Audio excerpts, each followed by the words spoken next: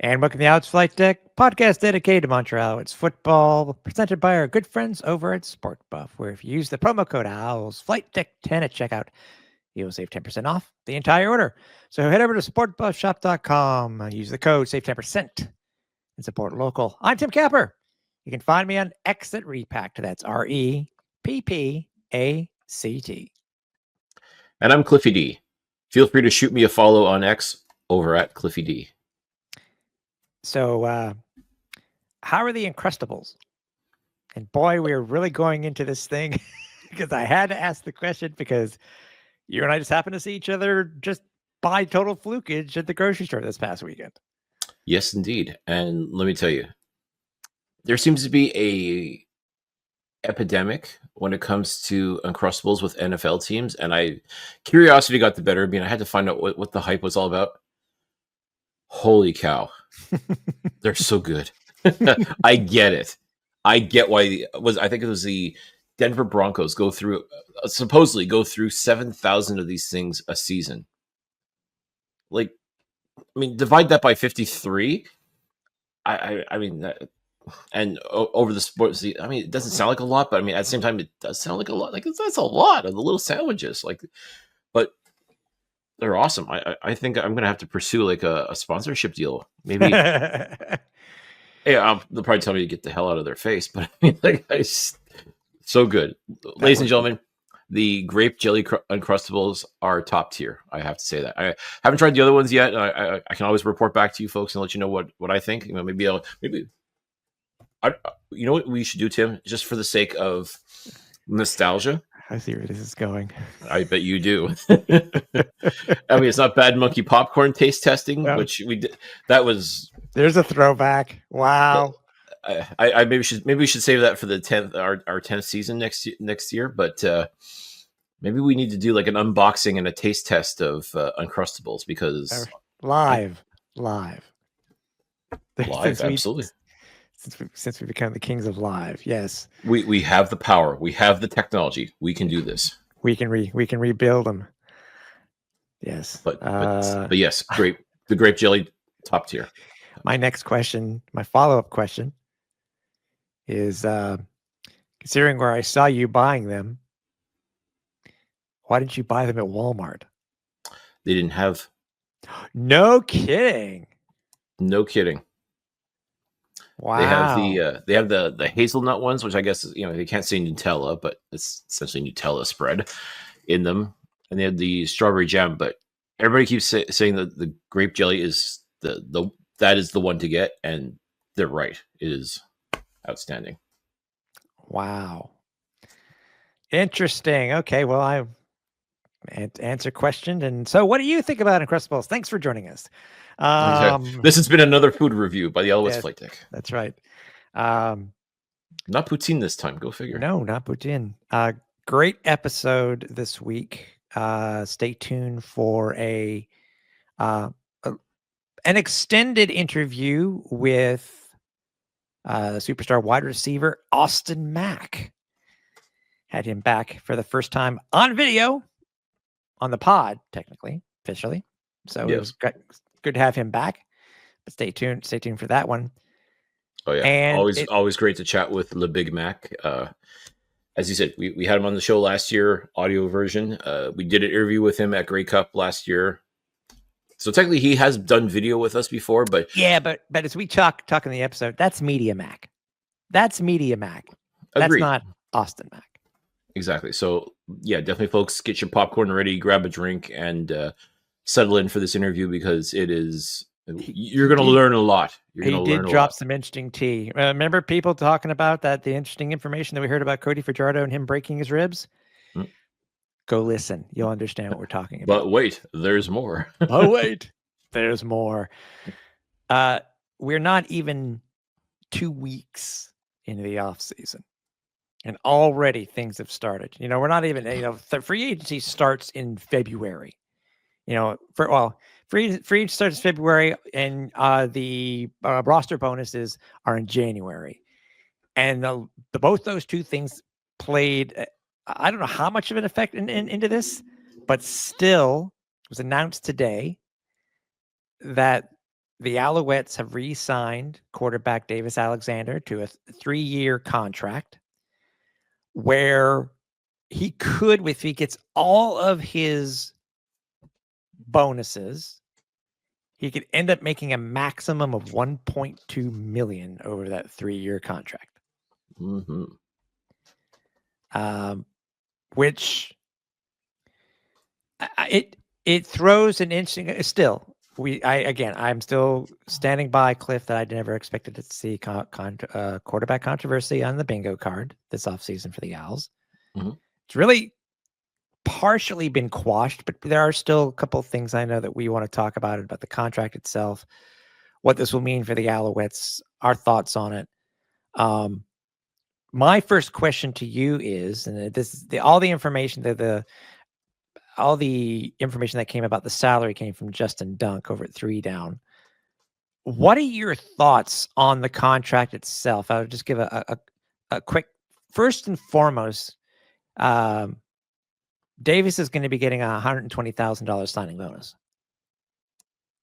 with $258,000 in hard money, plus $72,000 in playtime incentives, with $6,000 in all-star and award bonuses for $336,000 total maximum value in 2025. Let's just start with that alone. Looking at it, his entire contract. We saw what Cody's gotten. We saw what other major starters have gotten. VA, which, by the way, congratulations on his trade to Calgary, which hopefully he'll have a new prosperous start. A restart, I guess you could say. MBT, what he got paid this year over in Edmonton. What are your thoughts? And then remember, this is on a guy that we've seen from day one, been very high on both of us from day one, because we've just seen how this guy can sling. He's a good dude in himself, very humble, can play, as we saw this year, 4-0 in his starts this year in 2024, along with that one win in relief, which I'm sticking by and calling that a win in relief. So he's still 5-0 in my opinion. What are your thoughts I obviously it broke yesterday, but then hearing all this news about what he's going to be paid and stuff like that, what were your initial thoughts and on the entire thing? Well, first and foremost, there is no more quarterback controversy in Montreal. Could you truly say that there was one, perhaps, or at least they're trying to manufacture a potential controversy? But I think Danny Machocha has decided, no, there's not any controversy. Davis is our guy. And be specific. Specifically, what was said today in the presser, our quarterback of the future. Exactly. And anyone who saw Davis in training camp, go back all the way to 2022, his first training camp with Montreal Alouettes, we saw him and we were blown away. When you talk about day one, literally, we were blown away day one. The zip that he had on his ball, the way he was able to read the field, his mobility, everything. Like, wow, okay, there is something about this guy. There was just something right away that was like, okay, something to be paid attention to. And let's not forget, that year, Vernon Adams was the undisputed starter of this team, or so we thought. Trevor Harris was the backup, signed for pennies on the dollar, and who ended up taking over as the starter for the Montreal Alouettes. Then you had Davis, this unknown commodity, but already you can see that, okay, there's something special about this kid. And throughout training camp, throughout like the holy crap moments that he had in the 2 preseason games that he played, like, you knew there was something special with this young man. And it's just simply a matter of, okay, he's got to get the experience. He's got to get his reps in. He's got to get that seasoning that we always talk about. Like, you can't just throw him out there and expect him to be great. It doesn't work that way. It's going to take time. And clearly Danny Machocha was more than willing to invest the time, invest the effort to developing this young man into the quarterback that you saw this past season. We knew he was going to be something special. And it was almost like a watershed moment for us watching that first game against Saskatchewan. Like, even when he stepped in that relief game against Saskatchewan, everybody was like jaws on the floor, like, holy crap, what the hell? Who is this guy? And we're smiling. We know, like, okay, yeah, we've been telling you people about this. We had Davis on the show. We've been telling you about the potential of this guy. Now you're getting to see it. And look what he did. Look what he ran off in relief of Cody Fajardo when he hurt his hamstring. As you said, 4-0. If you want to be technical, 5-0 as starting quarterback for the Montreal Alouettes. Absolutely phenomenal game. Like just a real gamer. Like that. He had that certain je ne sais quoi when it comes to being a quarterback. Like he just got it. He wasn't perfect by any stretch. Let's not get it twisted. He made rookie mistakes. As we guess what well, that's the thing. He's not technically a rookie, but I mean, he made those mistakes that you would expect from someone relatively new to starting a quarterback. But the way that this team rallied behind him, the way that they became his team when he was under center, it was absolutely phenomenal. I mean, like he showed it. At least we said it numerous times. This guy is the truth. This guy is going to be a superstar in this league for years to come. And towards the end of the season, we spoke with him at length about how he saw things, and I said, like, Machocha's got to sign you to that 20-year contract, man, because you cannot leave Montreal. Like, that's just how much we believe in Davis Alexander. And such a good, humble kid too. Like he's like, oh, I just hope I keep showing it, and I'm gonna keep, I'm not gonna let you guys down, kind of thing. Like you could tell he really wanted to be here. He really felt he could be the leader. He got a taste of that, and he was able to show that he's able to do it. And Danny Machocha clearly does not want to lose out on his investment. I just could not imagine Davis Alexander walking out the door in free agency for any reason. And thankfully, Machocha realized that, the Alouettes realized that, and said, no, you're not leaving. You're not leaving. And putting a pen to paper, talk about an early Christmas gift for Alouettes Nation, knowing full well that Davis Alexander is staying put for the next 3 years and invariably will be the future of this franchise for years to come. I agree. I had said quietly to you and to others, I thought that he was going to sign a multi-year contract. I didn't think that Danny Mack was going to allow him to leave. But you look at the money. He's on par. He's on par. I think I saw a stat today that backup quarterbacks, make anywhere between $100,000 and $120,000. So he's obviously he's beyond that. And to potentially make that type of coin in 3 years, who knows what he could do. Not only that, it's also team friendly as well. Yes. That he didn't leave. I don't think he left money on the table. I really want to believe it wasn't simply going to be a matter of giving a blank check. I'm sorry, he's not quite at that level yet, but you definitely want to keep him here, keep him happy, but at the same time, I think he realized too, you can't cripple the franchise. You can't tie up your money in 2 quarterbacks. Look what the situation that the BC Lions ended up in. They kind of painted themselves in a corner by having Vernon Adams, who was making bona fide starter money, and then you sign Nathan Rourke to like a ridiculous contract as well. Not to say that he's not worth that kind of money, but at the same time, you now have 2 starting quarterbacks, and also 2 guys that are making a lot of money. And you knew sooner or later something was going to have to give, and lo and behold, it did. You didn't want to be in that same situation necessarily with Davis Alexander, and whether it was Cody Fajardo or anyone else who would be in that quarterback room for the 2025 season. At the same time, you've also got other starters on this team that you're going to have to give serious consideration to, and making sure that they are fairly compensated as well.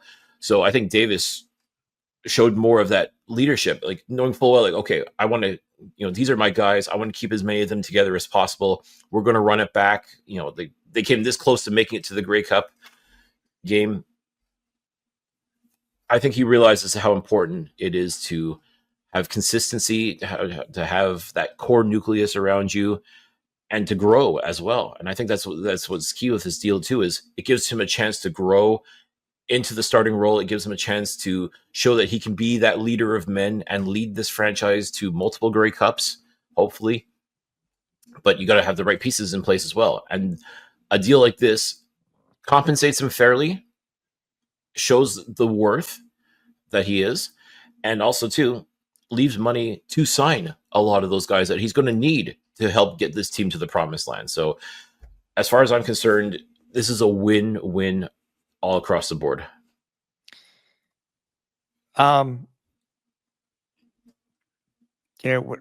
This goes to the future interview with Mac that you guys will hear.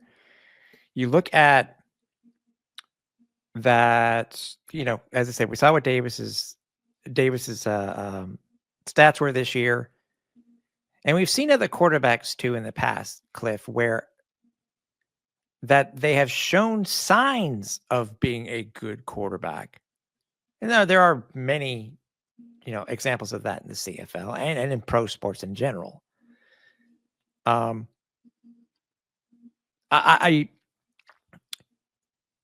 can honestly say, because I've gone back and forth in this and I looked at everything.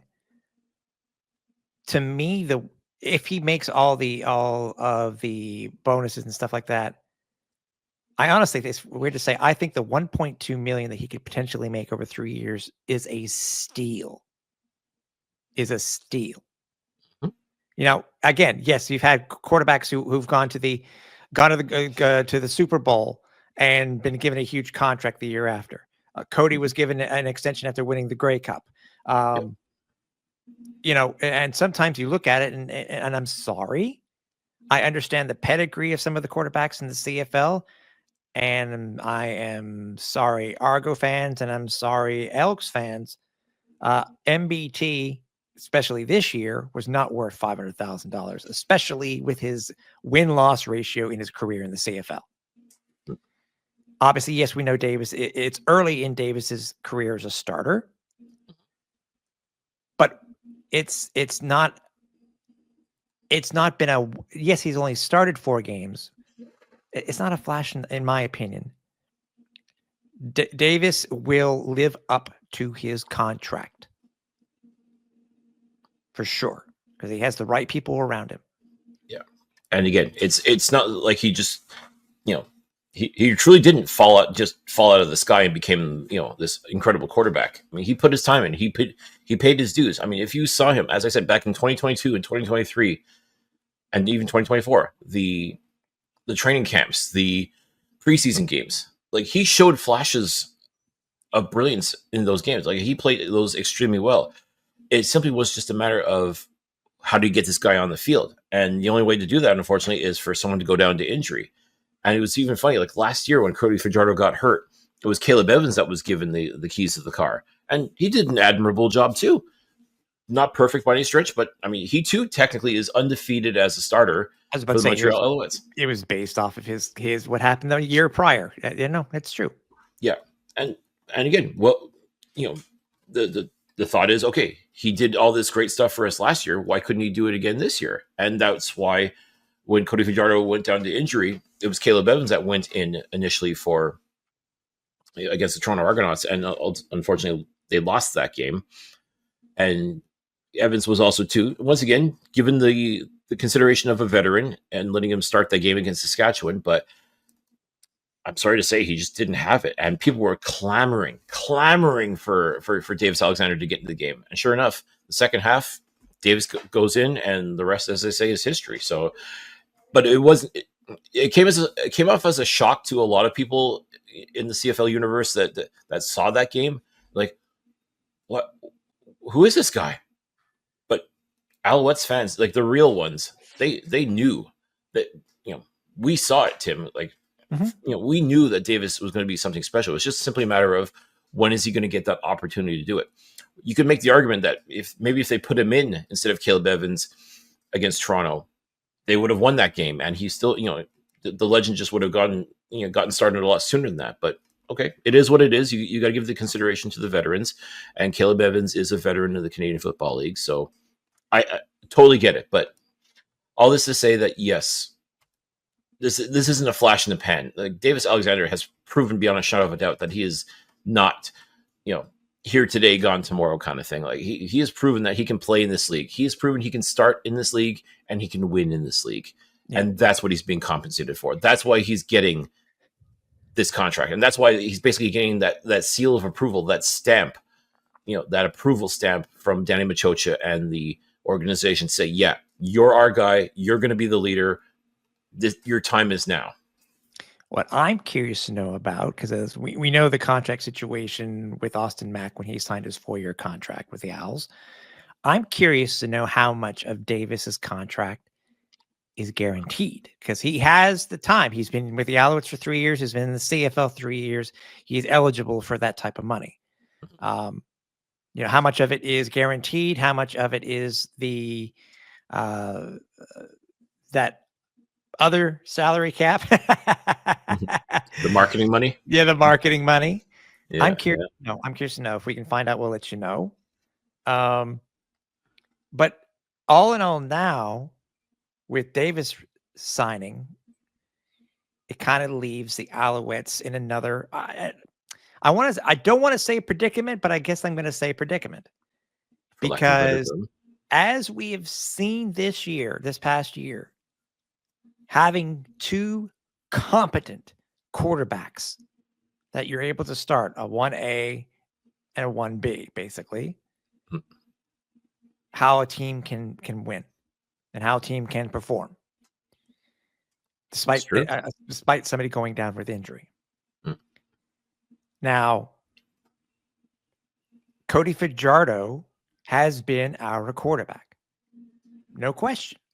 Yep. I think I said to you the other day that this is probably one of the few times where I had no problem with whomever started, whether it be Cody or Davis. I had no problem, because I know with each of them, the Alouettes had a chance to win. What's going to happen going forward? Because it's all this speculation. We know with the current, there is a current thing with a potential quarterback situation within the CFL this offseason for some teams. What happens with Cody? Cody is owed about $200,000 for a roster bonus in January. Mm-hmm. What happens at that point? Now, I would imagine if there's going to be any type of renegotiation, if that's going to be a thing, or if will Cody be released? There's just so many variables. In my opinion, and I had said otherwise, I felt Cody would be traded and then they would sign, Davis to a long-term contract. Kind of changed my thoughts on this just by reiterating what I was just talking about when it came to having 2 competent quarterbacks under center, just in case, being available just in case. It's up to Cody. It really will be, and what Danny Mack is going to, I would imagine, ask Cody to make, because he's in line, I think, overall with the signing bonus, he's in line to make close to $500,000 in 2025. Yeah. What's going to happen? I would be more comfortable having Cody as a number 2. But also not. But again, there are a lot of quarterbacks right now that can start in the CFL. Not necessarily that they can win, but they can start. And who would Danny Mack rather have? And what would Cody rather do? Those are the big questions, dude. And you know what? It's funny. You're looking at the date that we're taping this. There's about 6 weeks to determine what's going to happen before that deadline comes up where Cody is owed that money. Yeah. And it's going to be an interesting situation in the sense that, Cody has stated during the end of season press conference that he sees himself as a starter, and he's planning to come back here because he was under contract as the starter of this team. As far as he was concerned, this was still his team. With this news, though, this basically is the Alouettes saying in no uncertain terms that, no, sorry, Cody, this is not your team anymore. And whether he chooses to accept that or not is, as you said, it's ultimately going to be up to Cody to decide whether he's going to try to force the hand of maybe getting traded or just, asking for his release. Even if that does mean foregoing that $200,000 roster bonus that's owed to him. The Alouettes are going to have to make that decision. I think in a lot of ways they've already made that decision. And is Cody going to accept the idea of basically coming back here, taking a haircut financially, and then being number two, like basically being in the same situation that Davis Alexander was in this year? It was, you're here, you remember this team, you didn't help us win this Grey Cup back in 2023, but you're going to be on the sidelines holding the clipboard. And I know a lot of people already are just like, wow, Cody Fajardo went and won this team a Grey Cup, and they're basically throwing him out. I'm like, it's not so much that. I know the optics kind of, based on what's happened today with the extension of Alexander, I can see how a lot of people would see it that way, but you're going to have to dig a little deeper into that as far as I'm concerned. There's a lot more to it than just that. I mean, listen, yes, Cody Fajardo unquestionably has become a part of this franchise's lore when it came to that incredible run in 2023. All those moments, like him coming in here and people doubting him, people doubting the Alouettes, and led to that infamous "F you, just watch" speech on Grey Cup Eve to his teammates, and how everybody rallied around him, and he became that hero that this Alouettes team needed. And no one is ever going to take that away from Cody Fajardo. I mean, as far as I'm concerned, that helps cement him as one of the legends of this franchise. That being said, last year played some outstanding football until he got hurt. Didn't quite find his form again. I mean, I am I wrong to say that it felt like we got 75% of the Cody Fajardo that we knew and loved after he came back from his injury? That's not wrong. That's not wrong, because it seemed that he really didn't start to seem like Cody again until the home finale versus Winnipeg in the short period that he played, and then and how he went off in the East final. Yeah. And one could make the argument that did he come back too soon after that first initial injury, and then we found out that he hurt his ribs against Ottawa, and maybe that was one of the reasons why his quarterback play towards the latter part of the season wasn't quite up to the standard that won this Alouettes the Grey Cup in 2023. It's really hard to say. I mean, we can speculate all we want, but I mean, it's kind of hard to forget how this season ended for the Alouettes. I mean, truthfully, they should have gone to the Grey Cup. I think if every player that we've talked to during Grey Cup week for the Alouettes, in their mind, they should have been at the game. They should have been in the game, playing, participating, taking on the Winnipeg Blue Bombers. And they were this close to doing it, and just they didn't. I mean, I'm sorry to say, but the Eastern Final was not their best day. That's sports. That happens. I don't blame Fajardo. I don't blame Fletcher. I don't blame any of those guys that caused the turnovers. You win as a team, you lose as a team. To suggest that Cody Fajardo was responsible for the Alouettes not being in the Grey Cup is ridiculous. And anyone who says that clearly doesn't see the big picture of things. At the same time, when I go back to that end of season press conference with what Fajardo had said and what Alexander had said, it just didn't seem like it was going to be a 1A, 1B situation like we hoped and prayed for. Is there a way that these guys can coexist on the same team? And ultimately, a choice was going to have to be made. As I said, the choice was made today. Davis Alexander is the future. Simply put, from Danny Machocha, he basically said that in no uncertain terms, Davis Alexander is the guy. Cody Fajardo does have a spot on this team if he wants it, if he's willing to, take that financial hit and accept the fact that, be number two. You're number two, but be ready to go just in case something happens to Davis. And could he use that as a motivating factor? Could he use that as another "F you, just watch" moment if Davis gets hurt and Cody comes in and he plays like the Cody Fajardo that did win this 2023 Grey Cup? Listen, to me, that would be a motivating factor in and of itself. But if there's a possibility for Cody Fajardo to maybe go to another team and do what he did for them, like he did for the Alouettes in 2023, I'm sure that's going to be weighing on his mind considerably as well. So it's the next few weeks are definitely going to be very interesting. I mean, league wide, obviously, as a lot of dominoes are now starting to fall. But I mean, when it comes to this particular situation here in Montreal, I mean, one can argue that there's no more quarterback controversy, but how is Cody Fajardo going to handle basically being told that you're not the guy anymore, despite the fact that you won this team a Grey Cup?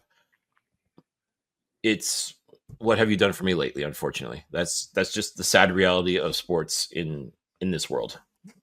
Yeah, it's kind of not. It's not really the same type of thing, but it's kind of like Nick Arbuckle in Toronto. See, and that too is another interesting wrinkle. I mean, like you don't want to lose your job as opposed to injury, but I mean the injury that Chad Kelly suffered was pretty horrific, and all signs are saying that he may once again miss the first 9 games of the year. This time for a completely different reason than the last time. But now Nick Arbuckle, who by the way is a free agent and a Grey Cup MVP now. I mean, what's going to happen there? I mean, like, I definitely see the Argos doing everything they can to retain his services, but then once Chad Kelly's back, what do you do at that point? Or do you? I can't imagine the Argos would move on from Chad Kelly, but at the same time, it's not like they absolutely needed him to win the Grey Cup. They needed him to get to the Grey Cup, but they didn't need him to win the Grey Cup. So, yeah, that too becomes a very interesting scenario as well. I think I think it depends on what the quarterback landscape will be, might determine what Cody's going to do. And let's not forget, there are other quarterbacks out there like that are free agents, and quite a bit of talent out there as well. So I mean, like, there's a lot of musical chairs that are about to be played over the next few weeks, and even going into free agency as well. So I mean, yeah, it's definitely going to make things interesting, and I think Cody is going to have to sort of take that in consideration as well when he makes his decision, as far as, if he asks for his release, or if he decides, okay, yeah, I still want to be a part of this thing here in Montreal, and as I said, taking that financial hit in order to, I guess it's the devil you know versus the devil you don't know when it comes to what's going to happen with. If you're to be a betting man, what are the percentages that Cody is here on the roster past January 15th or whatever the date is? Yeah, January 15th. It sounds crazy, but I think with VA moving on to Calgary, I mean, we said that was going to be the first domino to fall. Like that, once it goes from there, and ultimately it was okay. Now they know what's happening there. What's going to happen in Montreal? We also know now that what's going on there too. If I were to put a bet, see, this is the thing. If you're going head over heart, right? And I know, but it's tough because yes, I am not going to discount anything that Cody Fajardo had done since he's been a member of the Montreal Alouettes. At the same time, though, knowing Cody, the kind of person he is, that he's got that warrior mentality. That he's a gamer. He's got that put the team on his back mentality, and he'll do what he can to win the game. And he's going to want that opportunity. And you're not going to have that if you're on the sidelines holding the clipboard. Is Cody willing to accept that role? There's a big part of me that says no, he's not. But maybe he does take a look at the landscape of the Canadian Football League, and maybe he says, you know what? Maybe it's not my ideal situation, but maybe I am better off just sticking around. So because he knows the system. He knows the system. Jason Moss loves him. There's no question about that. I mean, during Grey Cup week, I mean, in speaking with Coach Moss, very effusive in praise for both quarterbacks, truly. But I mean, let's not forget, both Cody and Coach Moss, they went through it together in Saskatchewan. They know, like, there's a comfort with those two working together. Yeah, and I have to believe that Cody understands and realizes that, despite the fact that he's been supplanted now as starting quarterback. Once again, devil you know versus devil you don't know. So I think, I mean, if you were to force me to make a bet, I'd probably say that Cody probably does end up staying despite taking the financial hit. But there is a big part of me too that says maybe the pride might get in the way, and he might really want to see what else is out there. I'm again, the whole landscape in the CFL for quarterbacks will really, I think, be the ultimate factor, and then money. I'm right now putting Cody at a 40% chance that he'll be here in Montreal. That's fair. It's not quite 50-50, but I mean, it's yeah. Now things may change, obviously, and again, we'll find out. I would feel the team would be more complete with Cody being a backup, but it just depends on if Danny Mack goes another route. Maybe he's going to draft somebody, but they're not ready. In the Canadian draft, they're not ready yet. And you still have Caleb Evans and Dominique Davis. I don't want to say hanging overhead per se, but I mean, still a potential there as well. But depending on when Caleb comes back, that's the other question. Yeah, so I mean, there's a few different options to go quarterback wise, but to be fair, though, something that kind of went under the radar for a lot of people is that the Alouettes re-signed quarterback James Morgan. Right. So, and that came before the announcement for Davis. Right. So one has to wonder, like, what does Danny Matocha see in James Morgan? Is there something there that he feels could make him a contributing member of that quarterback room? It's not simply a matter of filling a roster spot at this point or having a camp body. You wouldn't be doing that now. So no, you would not. So clearly he must see something in him, kind of maybe what he saw in Davis Alexander when he added him to the negotiation list way back when. But yeah, that too is another potential wrinkle to consider as well. Yeah. Besides that, some interesting news that came out from the Alouettes. Another thing that was kind of surprising to the entire Alouettes nation. I think the media in general. We found out this week that Eric Deslauriers has not been offered a contract for 2025. I know some other stuff was said in social media and stuff like that by other members of the Montreal press, but I was speaking with somebody today, and like the salary cap, another cap looks to have been the cause of Eric not coming back or not being asked back. So he's been here 20 years, former Alouettes player. He's known for a few major moments in Alouettes history as a player, and a great guy when it came to player personnel. I mean, it's interesting to see, especially if there's some of the conversations we've had with some people off air and stuff like that, Cliff, is that was he the right person to let go? And obviously this is based off information that we've been told and how others are feeling about certain things. Yeah. No, it's tough. This coaching or administrative cap or whatever you want to call it, like the thing that basically prevents you from hiring everybody and their mother to be a coach or personnel person on a football team in the Canadian Football League. It's tough because we've known Eric a long time. I mean, yes, as a player, we appreciated what he was able to do as a member of the Alouettes. Won 2 Grey Cups as a player too. He was part of the back-to-back championships in 2009, 2010.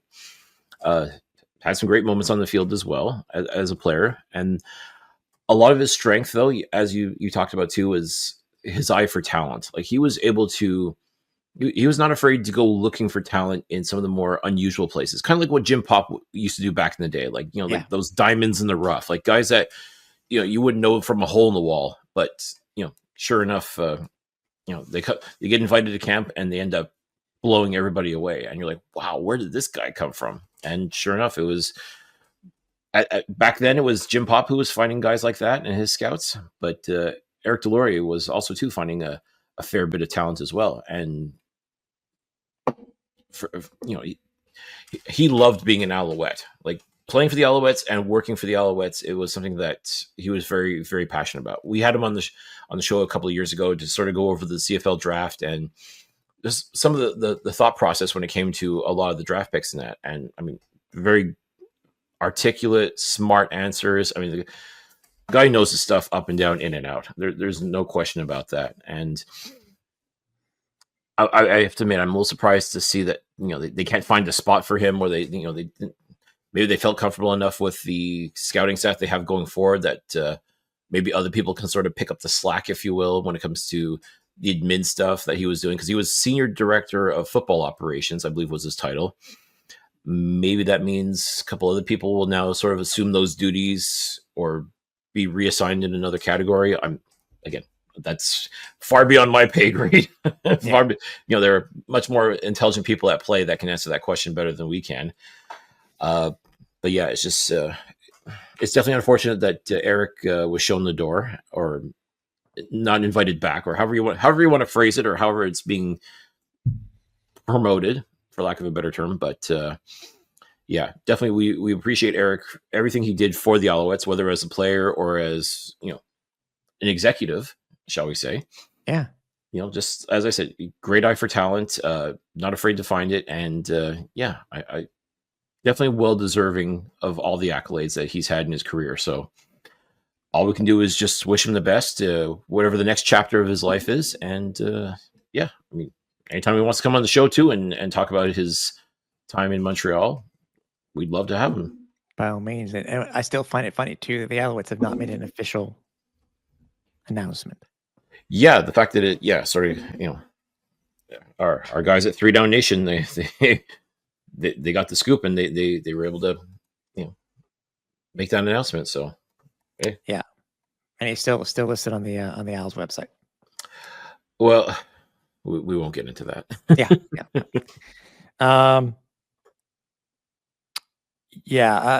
Again, it's I want to thank Eric too. He was good to us.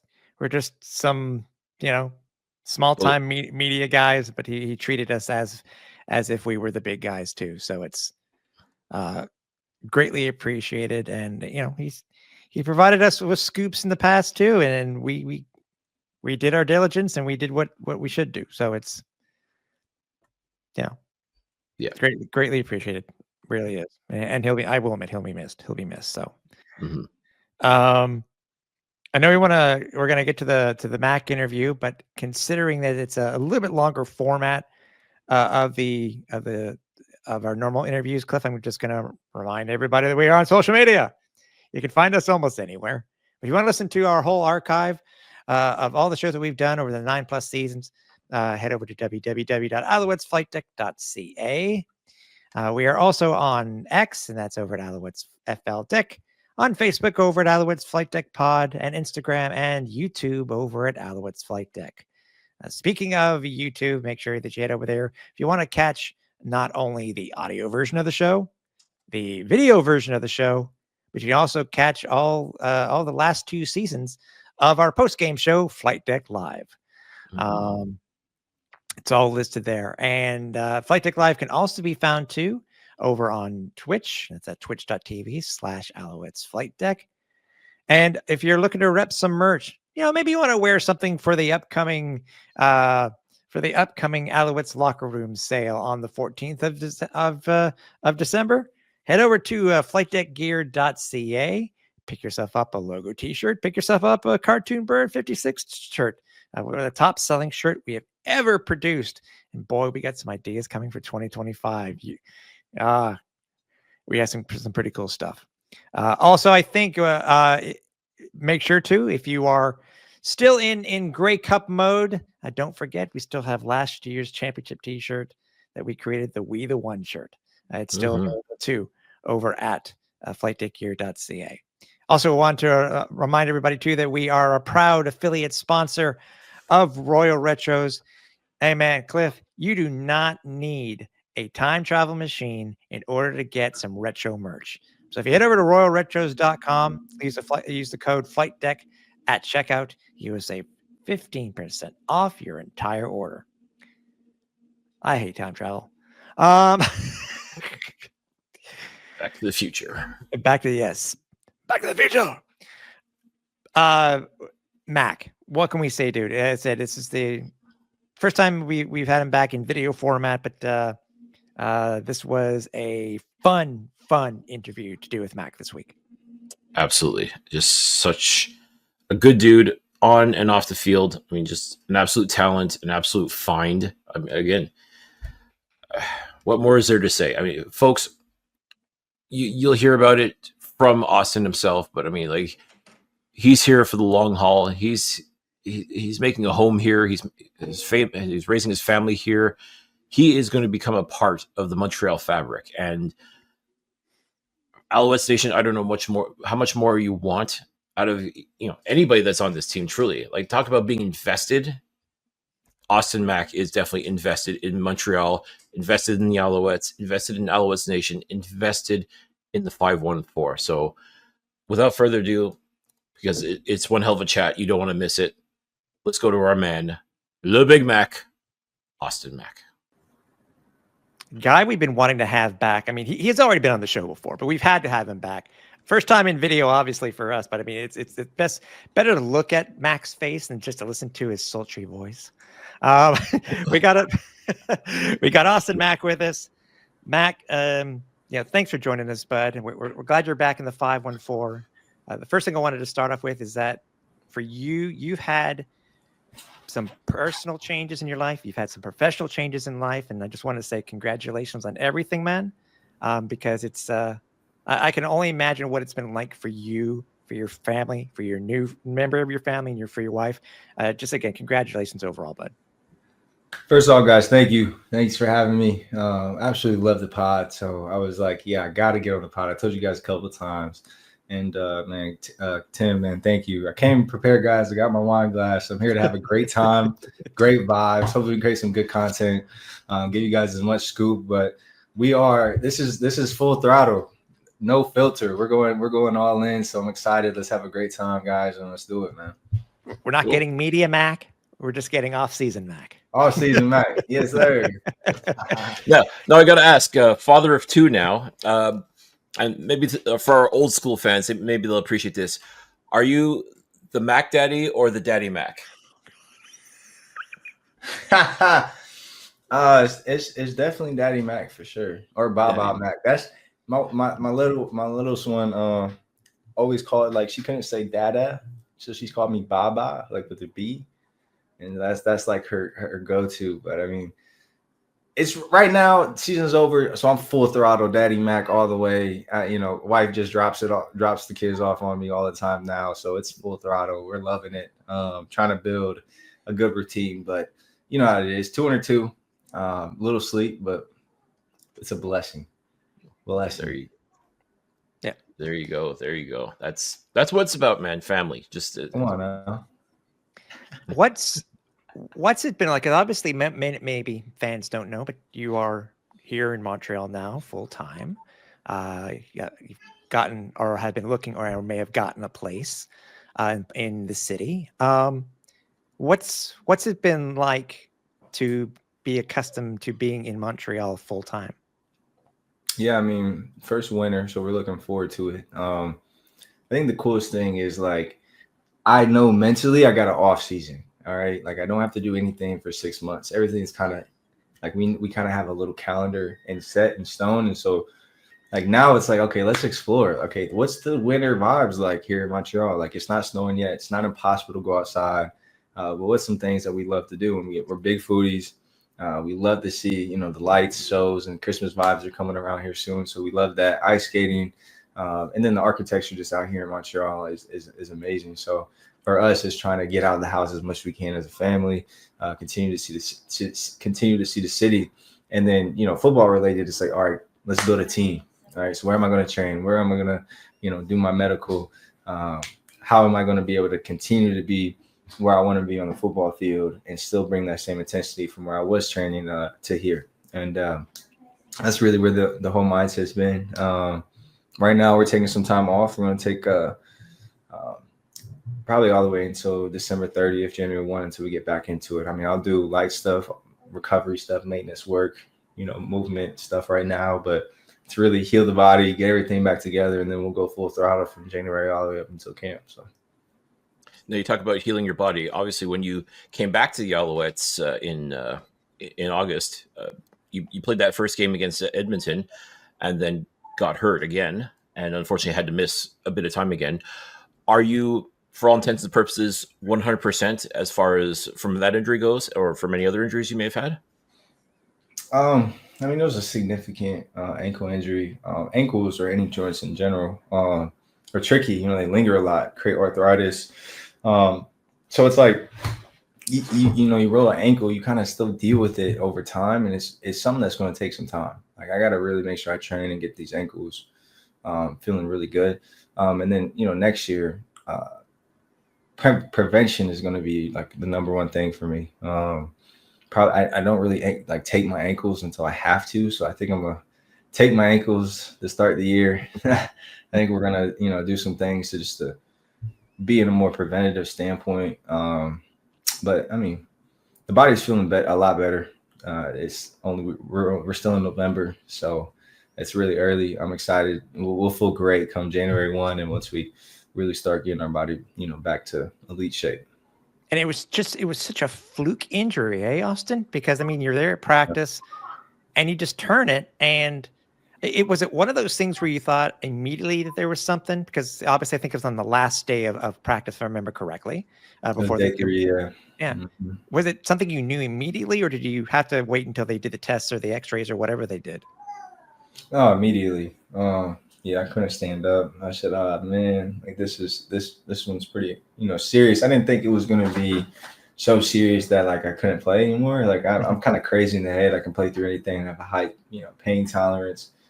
But after practice, I went and watched the film, and what you do is you see my foot go into the ground, right? And my heel got stuck in the turf, right? So I went heel toe first, and I put myself too far in the dorsiflexion. So I created this talar bruise here at where your fibula meets the top of your ankle, while also putting myself too far in the dorsiflexion. I tore, inside the ankle bone, the deltoid ligament, which really, was fluke. Like if my heel didn't get stuck in the turf, it would have rotated perfectly as I was trying to,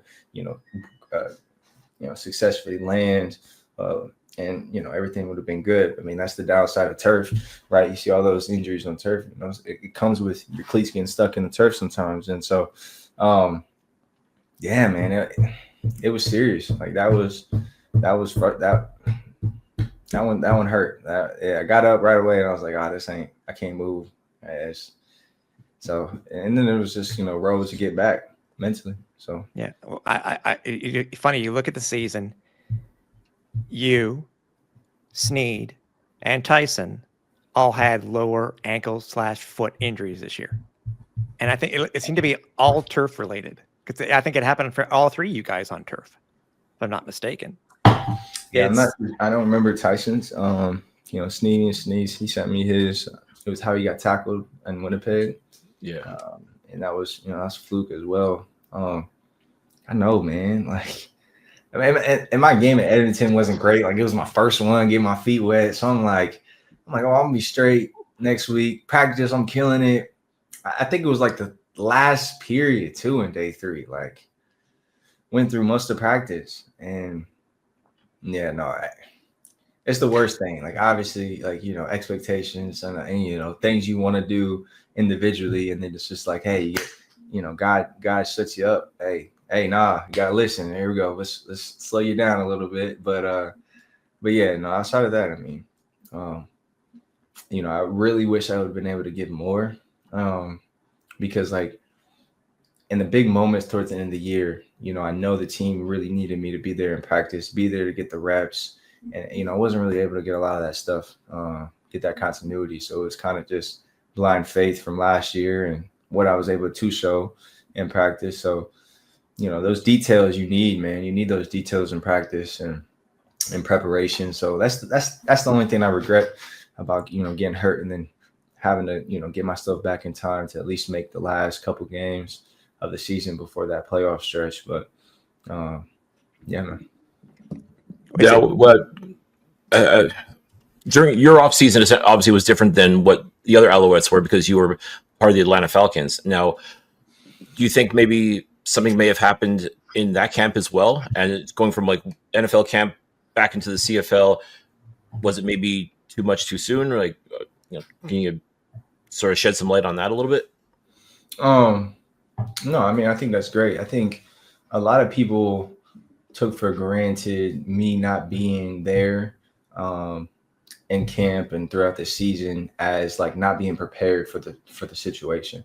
That's far from correct. As soon as the season was over last year, I took 2 weeks off and I went right back to training. Like I had to train prepared for a workout. As soon as I signed, I took 1 week off, right back to training for OTAs. OTAs start March, June. End of March, April. April was phase 1. Yeah, phase 1. You had to go to phase 1. Okay.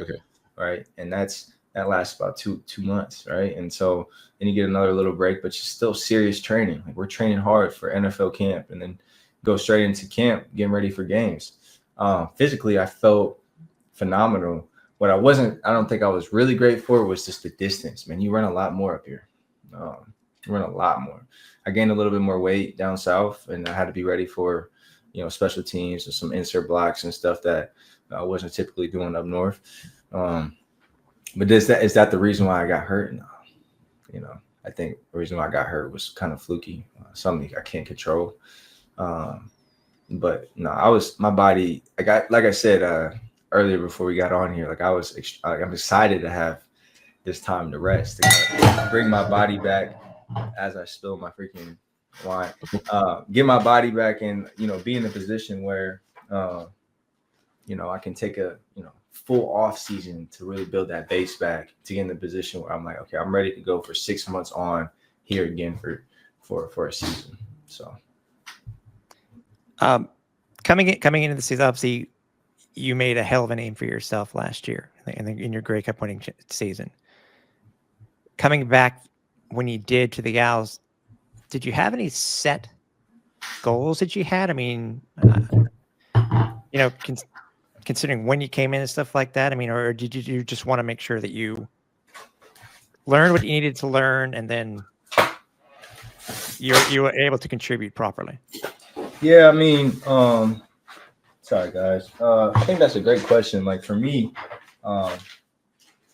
initially, like there was nothing I could get from a statistical standpoint. I'd have had to have gone absolutely insane to make All-Star or, make any of the accolades. So for me, it was purely how can I be a better, better for this team? How can I put us in a position to, fill the shoes that Tyson left getting hurt a couple of weeks before and, just, help keep this train going.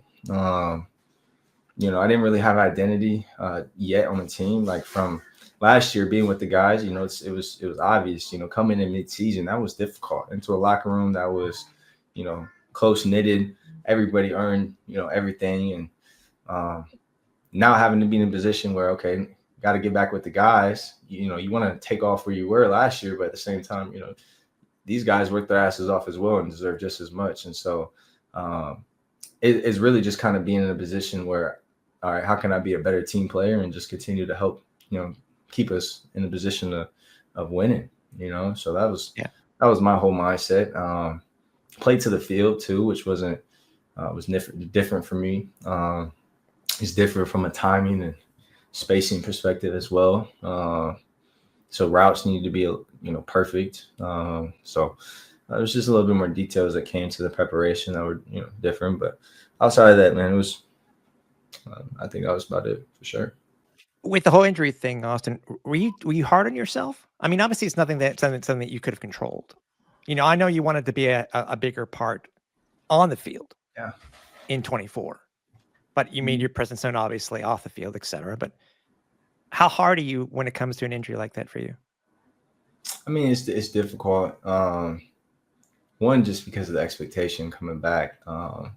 I just wanted to give the fans so much. Wanted to kind of just get back to the groove, get back to what I've, the player I am, regardless, and the production that I'm capable of. And to get hurt, it's like you know what I mean? Like in the sense, like I came back and I would have had another, I think 6-7 games to really get going. I'd have felt really confident, about all that, all that film I'd have been able to get. And that's frustrating. It's frustrating more than anything. I don't look at it as I'm mad at myself. I don't think I put myself, I don't think I did a disservice to myself, put myself into injury. Like I said, it was a fluke injury. So what I take great pride in is, okay, I came back in 4 weeks. Like, it was an 8 to 10 week recovery. And I came back to like playing in a game in 4 weeks. Yeah. That was extremely difficult. Like Ottawa in the rain was extremely difficult. Like, there was one way of the field that I really couldn't cut to. Like so serious. Like, it was like, I mean, I was in a lot of pain, but I was just like, hey, let's get through this and make it work. And then the last game, Winnipeg, was also very difficult. I ended up having to get a cortisone shot in my ankle going into the bye week. The bye week of the playoffs. And so that week was like huge for me.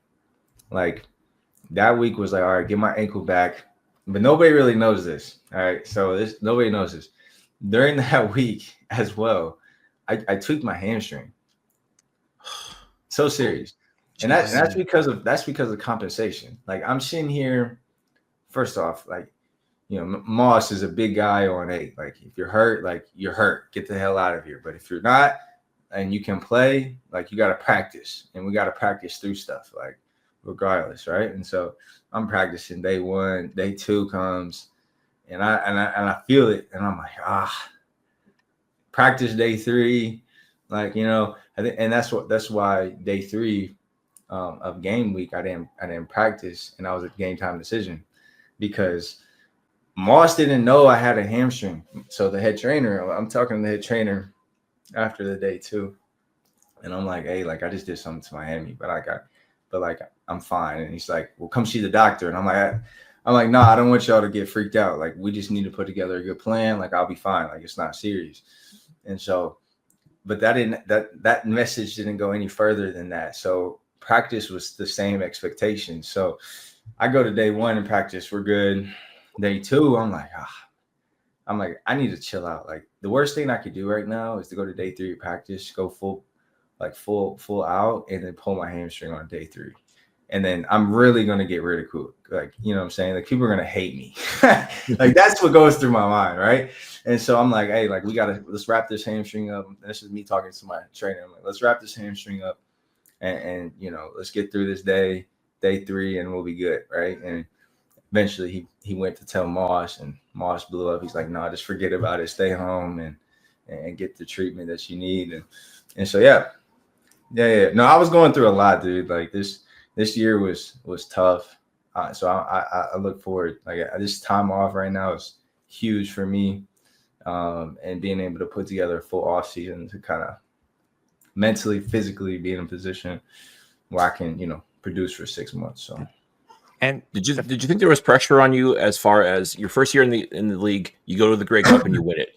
Second year, you come back, fresh off an NFL stint, and you want to get back into it, like you say. Like, do you think the pressure of all that sort of came to a head in the form of these injuries, or was it just bad luck more than anything else? Yeah, no. First off, not all these injuries. All right, I hurt my ankle. That's the only thing you know about. All right, okay. I just shared this hammy because I was compensating a little bit. Fair. But no, Cliffy. I mean, I always say pressure is not a thing, man. It's a figment of imagination. You create pressure in your mind. And like, for me, if I'm prepared and I put myself in the best position to go out there every Saturday, Sunday, wherever we play, right? And, I have FU confidence. Like there's nobody can stop me. I believe I'm the best, and I'll pull up any film with anybody. Like, let's go. Like we can literally look at our resumes. Like that's how I am. And so I don't, like I don't take anything. Like it was unfortunate, right? And I got hurt. So for me, it's like, okay, what do you do from that? Right. And I got back in 4 weeks. I got on the field. My Ottawa game was okay. Kind of had a decent game, right? Winnipeg, it was okay.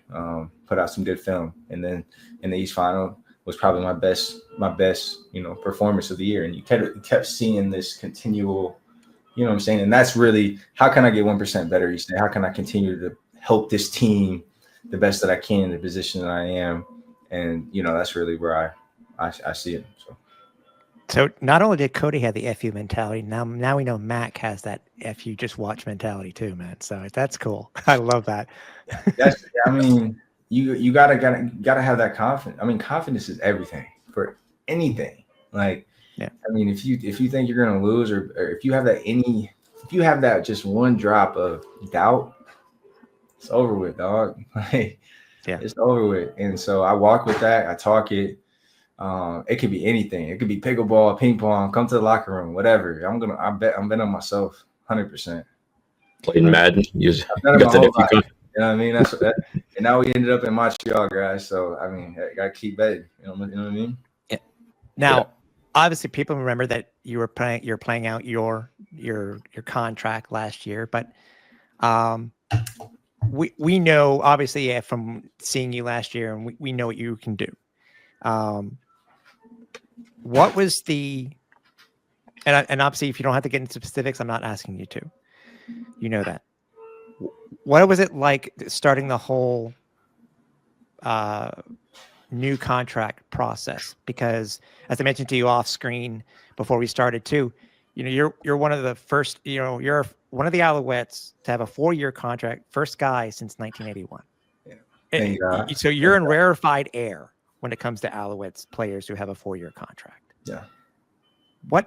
How did that process go? I mean, were you looking at a 4-year thing? Were you looking at anything in particular? Obviously, you want to be paid, what you're worth, which we completely understand. We agree with. But try to take us a little bit through that process. And for sure, and I'll give you guys some good details. So, I just played in Miami. I ended up and I was running with the 2s and the 3s, and when I was with the Falcons, they their philosophy is the starters are going to practice, everybody else is going to play in the games, right? And so I'm like, okay, I'm gonna go, I'm gonna rip it here. Like it's gonna have I ended up playing 5 snaps. 5 snaps. And right then and there I said, dang, like this is, what am I doing? Like, what am I doing?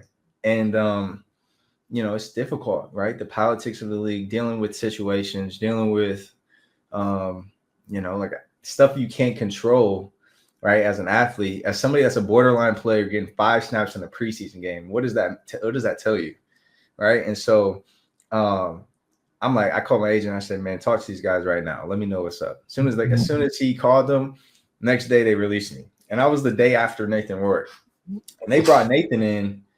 They brought Nathan in on a Monday, playing on a Friday, whole quarter. Like the quarterback position, first off, like, come on, right? And so I just get released. I'm like, thank God, but I'm pissed off at the same time. My wife has already planned everything to have our baby in Atlanta. We're already looking to move here in 3 weeks. Everything was looking great, right? And like I said, like I had some good stuff in camp. Like I was doing my thing. Like it was like politics, man. And so I get released.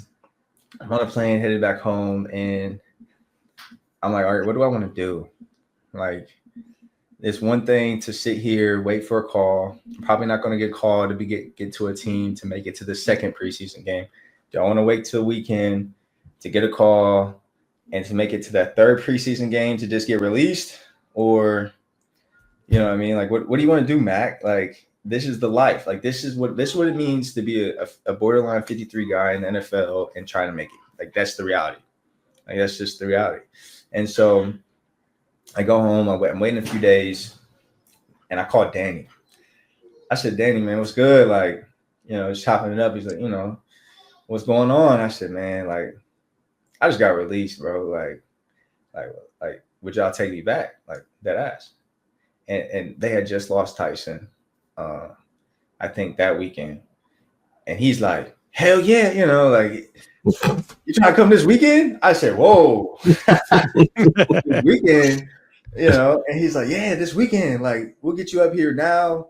We'll get you here Sunday. You can get ready, prepare, play, following week, right?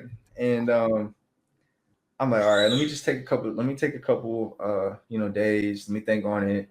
But, I like that idea. And I'm like, I'll come back up. I don't care what you guys pay me, but I want to make sure we get a deal done if I come back. Like that was number one. And I was like, if I do come back this year, I gotta have a kid up there. Like I'm bringing my family. Like I'm about to have a kid. I'm not gonna come up here for a couple weeks and then leave you for a month because I just had my kid. Like we gotta figure out something. He's like, okay, no problem. I'm gonna do my work. Take a day. Call me back, right? And so a couple days go by. I don't get any calls from any teams, and I'm like, Joy, my wife. I'm like, all right, like, what do you think? And she's like, man, you had the most fun when you were in Montreal. You smiled the most when you were in Montreal. And she saw me after the game. I was almost in tears after that Miami game. Because you just know, right? And she's like, I don't ever want to see that again. And so I'm like, all right, like, let's do it. Like, I don't know how we're going to do it, but let's just do it. Let's go. We'll move up. I know he's going to figure it out. We'll figure it out, like one step at a time. So they put us both on a flight. First class, by the way. I was like, okay, nice. We get on a flight. We had to go we were in Tampa, Florida. So we had to go from Tampa to New York to Montreal. Okay. So I get to New York. We had like an hour layover. My agent calls me. Miami Dolphins want to have you out tomorrow for a tryout. And I'm sitting here like, damn, like really thinking again. I went that, like, I really thought I was past it to like, it almost rugged me back that quick. Right. So, I'm sitting at the airport. I kid you not, we're at the airport. And my agent's like, what do you want to do? And I said, bro, I need to talk to my wife. Like, he's like, we got to make a decision now. Like, I'm like, all right, call Danny. Ask him where their numbers are. Are they where we want to be at? Like, I'll come and close this door right now. Kid you not, my agent calls Danny. He doesn't answer. So he calls him again. And then Danny tells me the story. He's like, there was an Indiana number calling me, man, and I didn't know who it was. I hung it up. They called back, and then I picked it up, and it was your agent. And I'm like, oh, I'm glad you answered it. Like, you know what I mean, right? And so, more of the story is he eventually kind of gave us his word that we'll get it done. Everything will be good. We'll figure it all out. And I'm just like, all right, Joy, I'm gonna say no to this op. I'm saying no to the NFL. Like, we're about to just do this. Like, we're gonna just, and for me, why? Because a lot of people be like, why? You're crazy. Like, it's not just about the money for me. Like, and to even get to the point where you're able to maximize an NFL, like the NFL salary, like it's a lot more work than people anticipate. Being brought up and brought down on practice squad, the amount of moving, the amount of unknown. Like, I'm 27 now with 2 kids. I need more stability. I need more. And so for me, it was like, okay, I have peers that aren't in athletics, that aren't chasing the dream, that are millionaires at the same age as me. And I'm like I want to get, and I'm an entrepreneur. I want to get onto some things off the field as well. And I'm like, man, we could be doing so many other things than sitting here chasing the dream. Like, my wife's awesome. She's like, we can go have fun for 6 months and also do whatever we need to do in the other 6 months. And I'm like, you know what? Yeah. And I'm going to be able to spend so much more time with the family. Being in the NFL, you have no time. You got no time at all. And so that right there was, okay, Austin Mack's closing this door. I'm opening the door now to go to CFL for good and really closing that chapter. And the process was great, man. They were super open. They came correct. They wasn't messing with, like, It didn't take long at all. And, I'm blessed. I'm truly blessed. Like you said, first person since the 80s to sign a deal with that. Why do something like that? Well, for me, if I sign a 2-year deal and I want to hit the numbers I want to hit, I can't have the people that we have on defense, or I can't have another person to help me get to the point where we want to get to. Like, the cap here is significant. And so you gotta have, a team mentality when it comes to even your contract. And so I'm like, if I can hit the numbers I want to hit in 4 years or 5 years, like, let's do it. Like, I don't care. You know what I mean? Like, yeah, I'm gonna be here. I don't want to be anywhere else. I for one, there's 9 teams. I don't want to be the guy that's the journeyman that's bouncing around at every single team. I want to build a home here. I want to build a great fan base. I want to give everything I can to the city of Montreal. Flag football is now an Olympic sport. If I can help the youth, and when it comes to football and grown young Quebecers out here in the sport of football, like, I wanted my handprint on that. I just feel like, there hasn't been a place since probably Ohio State or even my high school that's made me feel like home since, here. And so it was a no-brainer. It was just a no-brainer, honestly. So. All right, I'm just going to stop for a sec here, Austin. Alouettes Nation, if you're listening or you're watching, I want you to take all that in. Austin Mack just basically told the NFL to go F itself for you. He wants to be here for you. He is very much an Alouette. And let's keep him an Alouette for life. I'm sorry, Austin, this is incredible stuff. The fact that you so you won't have to worry about me, like, Austin Mack signed. No, I'm locked in. It's over with. Yeah, so there you go. That door's closed, 100%. If that's not inspiring enough to you, our great listeners and viewers, get behind this man. I don't know what else to tell you. I don't know what to say. It's incredible.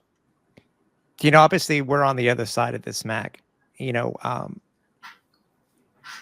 sure we've had to make decisions in our life, but I'm sure it's different being an athlete. And I couldn't, because I've seen what you've done on social media, and we're going to talk about that because I just love what both you and your wife do. But tell me about. I said you've talked about it enough here, but let us know a little bit more about your wife, because she seems to be your rock. Obviously she is the mother of your kids. Let us know a little bit more about your wife, man. No, I mean, she's like everything to you. See me, everything outside of me, that's her. I mean, she's first off brilliant. I'll tell you guys a funny story real quick. How we met, I cussed her out the first time we met. Kid you not, guys. And then I somehow was able to get back from cursing out this woman and ended up wifing her. But we're at a party. One of my good friends, quick story, right? We're at a party pregame at the football house, Ohio State football house. So I met her at Ohio State. She didn't go to Ohio State. She went to a school in California, but her best friend went to Ohio State. So that's how, she got invited to this party. Everybody at the house knew everybody at the house. All right. So I'm just giving you guys context, right? It's the football house. Okay. So somebody's like, hey, Mac, like your homeboy's throwing up in the bathroom. I'm like, all right. It's like only 11:30. I'm like, all right, whatever. Like, I got him. I'll get him in a taxi. And so I'm headed to this bathroom. And mind you, I'm lit too as well, already there. And I walk into this bathroom. I'm not paying attention to nobody else but my friend. Like, I'm like, all right, let me get this dude. Let me get him out of here. And I started picking this dude up, and some girl taps me on the shoulder and is like, who are you? And ego, liquor. And I'm starting for Ohio State at the time. So I said, who am I? Who the fuck are you? Like what are we? Nobody knows you in here, right? And at the time, like, I was not there, right? So later that night, I saw her at the club, and I turned behind, I seen her. I said, oh, Austin, you tripping? Like, oh, you're tripping, right? Next day, send her a DM, end up, making up for that. But we started off as friends. Like, that was the best part. Like, me and my wife were best friends, and we didn't just jump right into a romantic relationship. We were just friends, organic. And then eventually it was like, maybe this thing could be some, different, like special. And we took it to that level, and we just, we love to travel and experiences. And my whole pro career has been, with her. We've gone everywhere. She's came with me. And she's a professional dancer, as well as she was Miss Missouri USA for a year. So she has her own brand, her own stuff as well. And she's extremely talented. I'm very lucky to have her. And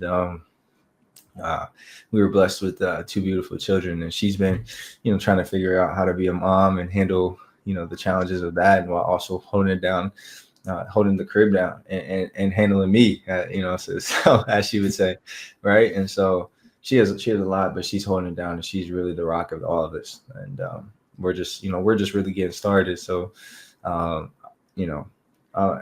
there's so many good things I could say. I know she's probably hearing this like, oh, shut up, you're probably lying or something, but it's all good. But she's the CEO of the Austin Mack business. 100%. She's the brains of it all. The nice little videos you're seeing, oh, she's the editor. She does it all. Yeah, she's the real deal. The real deal. 100%. There's been some pretty cool stuff too. Cliff, I know you wanted to ask about his social media presence and stuff like that. I didn't know if there was something else you wanted to ask either, but go ahead, bud. Well, yeah, let's get into it. Obviously, being invited by the CFL to come be a part of the 111th Grey Cup. Unfortunately, not as a participant in the game itself, but outside of the game.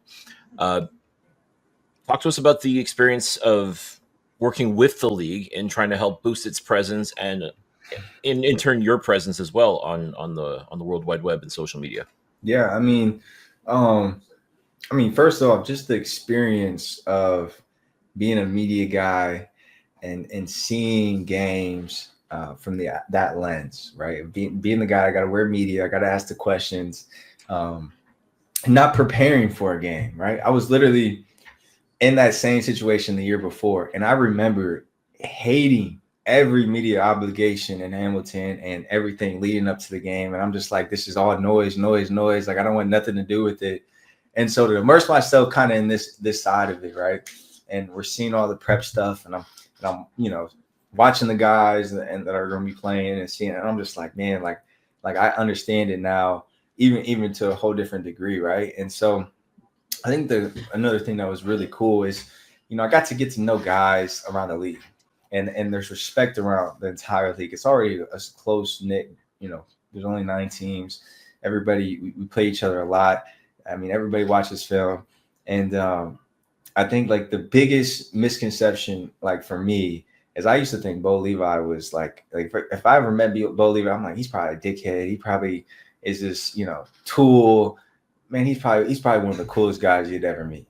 Like, I mean, coolest guys you would ever meet. And like somebody that's, like everything you would think you had heard or hear around the league, you kind of get these whispers, but it's never really what it actually is. And, to be around some of these guys, it was cool. I mean, it was honestly just really cool. And, like, I just wish we were there.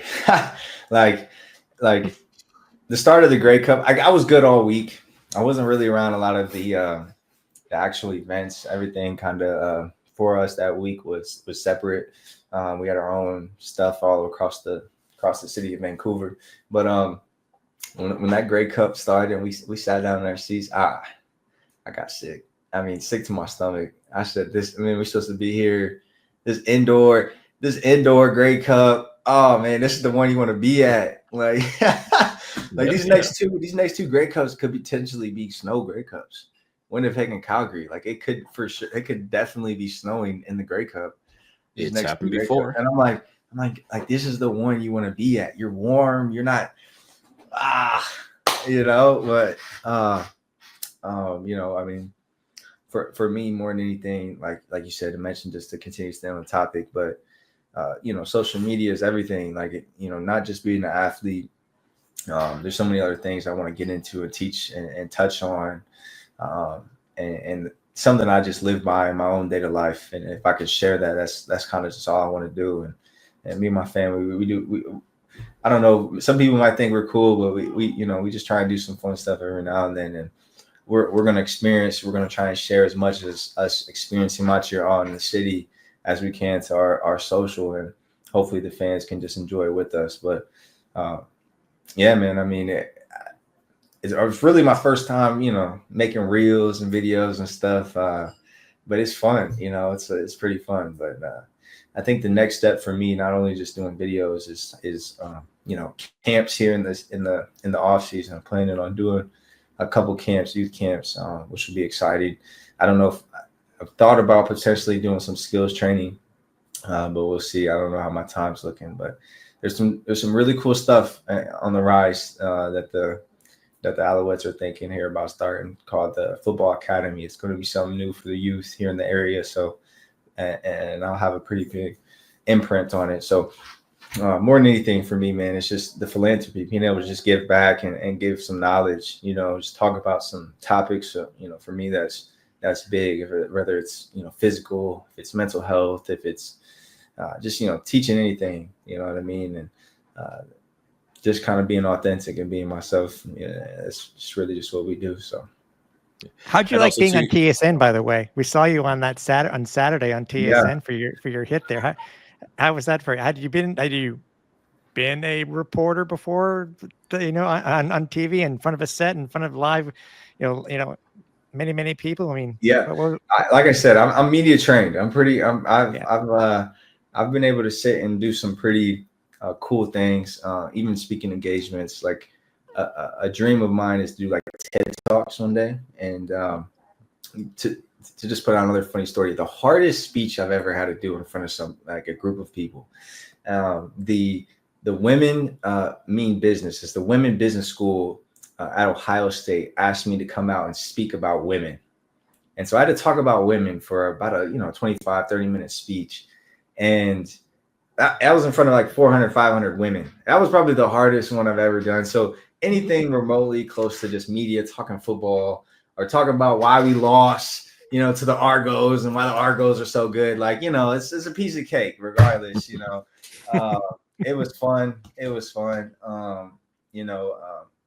The guys there were phenomenal. I think it was Jim is Barker.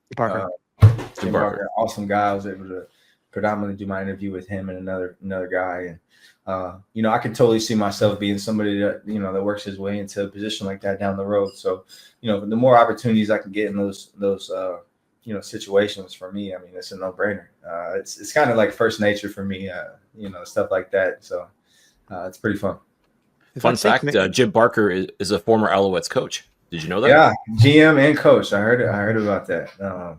See that, like, you got to know this stuff. Like I have to do more history of like the league, because everybody, like, people stay around for quite a while, and then, like, if you're talking to somebody and you don't know who they are, like, you look like the the bad guy. You don't know what you're. You know what I mean? Like, you got to know people. Yes, you know what I'm saying. It's true. Know the league, so. Hey, we've had other players, Cliff, who've gone onto TV. Former Alouettes, actually, Brandon London being one of them. Yeah. With the he's actually in New York. Yeah. So he actually interviewed me when I was out there at the Giants. Yeah, 100%. Not awesome. Last year, because that's cool. Last year, because my time with 100% New York. Yeah. Andrew Hawkins as well, who on ESPN as well. He's a former Alouette. So I mean, that's one possibility for you as well, as you develop your social media identity and your brand, so to speak. So. Yeah, the merch is coming. So we got to talk. Let Big Mac. You know what I'm saying? We gotta get something going. I promise you, the merch will be here by the start of next year. But like, I got to see if I can get the licensing for some, Owl stuff. But like, I have some ideas regardless. But we're gonna. You talk about the off-season projects you have. That's also part of our off-season project as well, is to make this happen. So yes, we will definitely be collaborating for sure. Absolutely, I love it. I was about to say, if KJG can get some of his stuff on merch, it's your time, Mac. I mean, come on. 100%. But this is a big thing for me. Like you can't just launch merch with no influence or following. You're gonna be just in the red for however long. So for me, it's like, okay, build your brand in Montreal, and that's what we're doing. That's one of the main reasons why I'm trying to get into social media. I'm trying to build an audience, because not too many people like football. If I was the next hockey star out here, I mean, that's one thing, but it's American football, right? And so how can I, get people to still want to follow me, get to know me, see more than me just as an outside of being an athlete, and fall in love with the brand, because then when you start to monetize it, it makes it that much easier to monetize, and then your market is far bigger. So that's really the goal. It's like a 5-6 month project I'm working on, but to launch here by the start of the season. So as long as we stay consistent, man, it's looking good. There you go. The sky's the limit as far as I'm concerned. So, and you know what? Yeah. Truthfully, by that same token, if you were a hockey player, your life here in Montreal, you'd be under a fishbowl. You'd be under a microscope 24/7. So, maybe think of it this way: people are going to just let you step back, do your things, and Austin, you just worry about you. You're good. Whereas if you're playing hockey, they'd be wanting to know what you had for breakfast. They want to know what you went to the toilet. Crazy nonsense like that. You don't want that. You do not want that. So hey. I think you're going to be in a good spot to going forward. I don't know if you guys pay attention to YouTubers or not, but Kai sent. He's a young YouTuber influencer. He signed a piece of napkin paper, and he did a live auction, like as if we're on the podcast here, right? But live, and it sold in 4 seconds for a whopping $2,200. A signed napkin paper. And this is USD, by the way. This isn't Canadian dollars. Wow. USD. I'm not wrong line of work. Did it? I must say, did it have his DNA on it? What the? I mean, that's that's crazy, right? I mean, just think about the influence. I mean, he has millions of followers, but there's power with this internet, man. There's a lot of power with this internet for sure. 100%, man. 100%. That's why we started this thing, because we just want to. Otherwise, we'd just be talking to each other, Tim and I. So this is why we get the podcast going. So, but it's good. It's great to have people like you guys. Like I'm serious. Like they need more. You guys could do so much more. Like keep doing it. Seriously. Like it's great. Like we need that. Like it's good. It's great to have you guys do a lot of great stuff. Seriously. That's it. I mean, it's just simply a matter of reaching out to Alouettes Nation and letting them know what's going on, like telling the stories, telling your story, Austin. Like that's to us, that's what's important. That's why we do this thing. 100%. And I think another thing, like the league needs to find a way to, like, outside of the baby boomers were big CFL people. There's a big generation gap that is missing. It's more like my age and a little older. The CFL needs to find a way to market to get to more people, like 100%. And I think that's one of the reasons why they did that. The media intern, right? They brought out a bunch of young guys, myself, Alex Hollins, a Joe, who's 22 years old from Saskatchewan, Trey Ford, like young guys, because I mean, these young guys in the league, there's more young guys in the league, and we're going to be here for quite a while, for quite a few years. And so the more guys you kind of see step up into that light and create that hype around, their team and themselves, I mean, I think it's going to be huge for the league. It's huge, like, because the more views we can get, the better, like 100%. Exactly. That's the only way you're going to grow this game is get the youth involved and guys like you involved to really make this something, make it the event, make it like build that FOMO, if you will, to really make people say, "Oh, damn, I got to pay attention to this." Like it's massive. And it makes me wonder if that's kind of what the board of governors and stuff like that are going to be looking at when it comes to the new commissioner. Is it going to be somebody who is a former player or a businessman? We'll have somebody who's had ties to social media in such a way. So it makes me wonder, we thought, oh, it could be this person, it could be that person. But if you don't know some of the guys within the YouTube space or the social media space, you may not know somebody who might be able to do a good job, who knows business, who knows social media, et cetera, et cetera. So I'm curious to know what it's going to be like, whoever the guy or girl, a woman is good. That's going to replace Ambrosi. So, yeah, but I think it's a great time for the league. Like, there's been like, if there's any type of motion, like if we get like a 37-year-old, 38-year-old in that seat, I think there would be some. And what I mean by this, what I'm going to say, I think it's going to be a little bit more risky moves, but not to the point where it's going to jeopardize the league, but put us in a position where it's like, okay, if this did happen, let's actually take that step, versus being super cautious. Nah, let's a little bit more aggression. But I mean, like I'm very new to the league, so like my surface level of speaking on it is very, very surface level. So like, don't hold me to it. But I think though, if there was somebody a little younger who was just maybe doing some things that were a little bit more targeted to, the normal audience, people are, I mean, all digital now. So it's how can we get to that? I mean, and make this game, you know what I think would be really cool is if there was like a CFL Madden. People have been clamoring for it for years. Yeah. Yeah. And think about it'd be like NBA Live, like the arcade basketball game. Because I mean, CFL football is an arcade football. You know 100%. what I mean? Like, I think they've looked at it too. There was some great Canadian company 5-6 years ago, I think, that had their own version of the game. They inputted. It wasn't a Madden type of game, but it was more of your sim type. But still, you could play as Canadian teams. You could play as on Canadian fields in Canadian stadiums, rather than just on the 100-yard field. You could play on the 110. But it's when you look at that type of thing, though, Mac. I mean, in your opinion, do you see, as an example, because obviously you need somebody to buy it. We were just talking about you need to build your brand before you can launch something. Obviously, the league has 111 years of history. But despite that, do you think that the CFL to some is still a niche pro sport, though? I mean, probably the Americans, some Americans. But I think that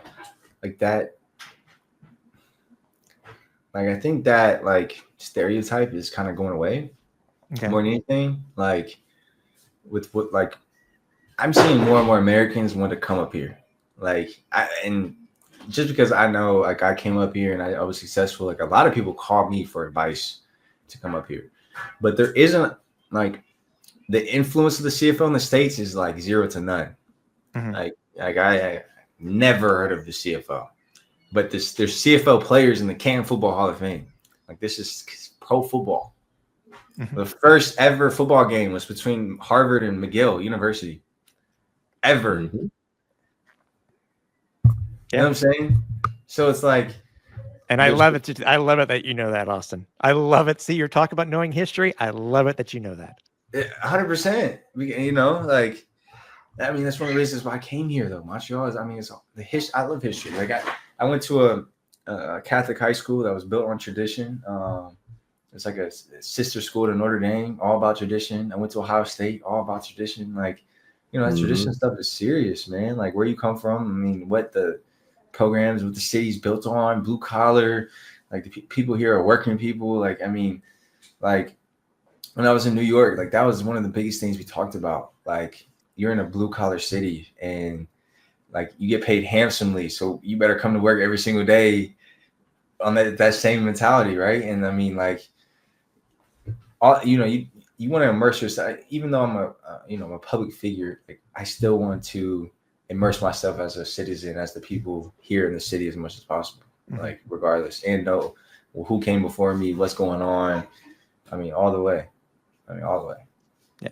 And I just brought up the niche aspect of it, but I was curious to know, my thought when I think about that is that, despite not knowing as well as people do about the CFL in the US versus Canada, if it wasn't for like CBS Sports Network, and this is something that I think in CFL lore, it has not been, because some may consider the CFL minor league. I don't, but I mean, I always question it when they say that, considering how much you guys are getting paid, and you're getting paid well, is that CBS Sports Network would not be paying for the rights to broadcast the CFL if it wasn't a legitimate and it wasn't a niche sport and that type of thing. So they've made some inroads in the US. I don't think ESPN ever paid for rights to do the CFL, but for CBS Sports Network to pay, and I know it's chump change versus what the NFL pays out, or what's paid to the NFL, but $1 million a year from CBS Sports Network for their contract. It's not nothing. Serious. But like that's the stuff that we need to actively continue to look for. You know, like why when we were in the States, why did we come out of the States when it came to US teams? Just think about what the XFL would be today if the CFL would have been like expansion, grow, continue to increase the cap, continue to grow the brand, etc. If there was 2 or 3 4 more teams in the States, I mean that would ultimately, I mean, not with the competition, the XFL, but like the UFL, that's a spring league. That's a niche. That's purely a niche. That's purely 3 months, 4 months. This is legit football. This is 6 months. This is 18 regular season, and then we're coming. I mean, and the trophy, the history for the trophy. I mean, this is to win one of those trophies is quite a feat. So like,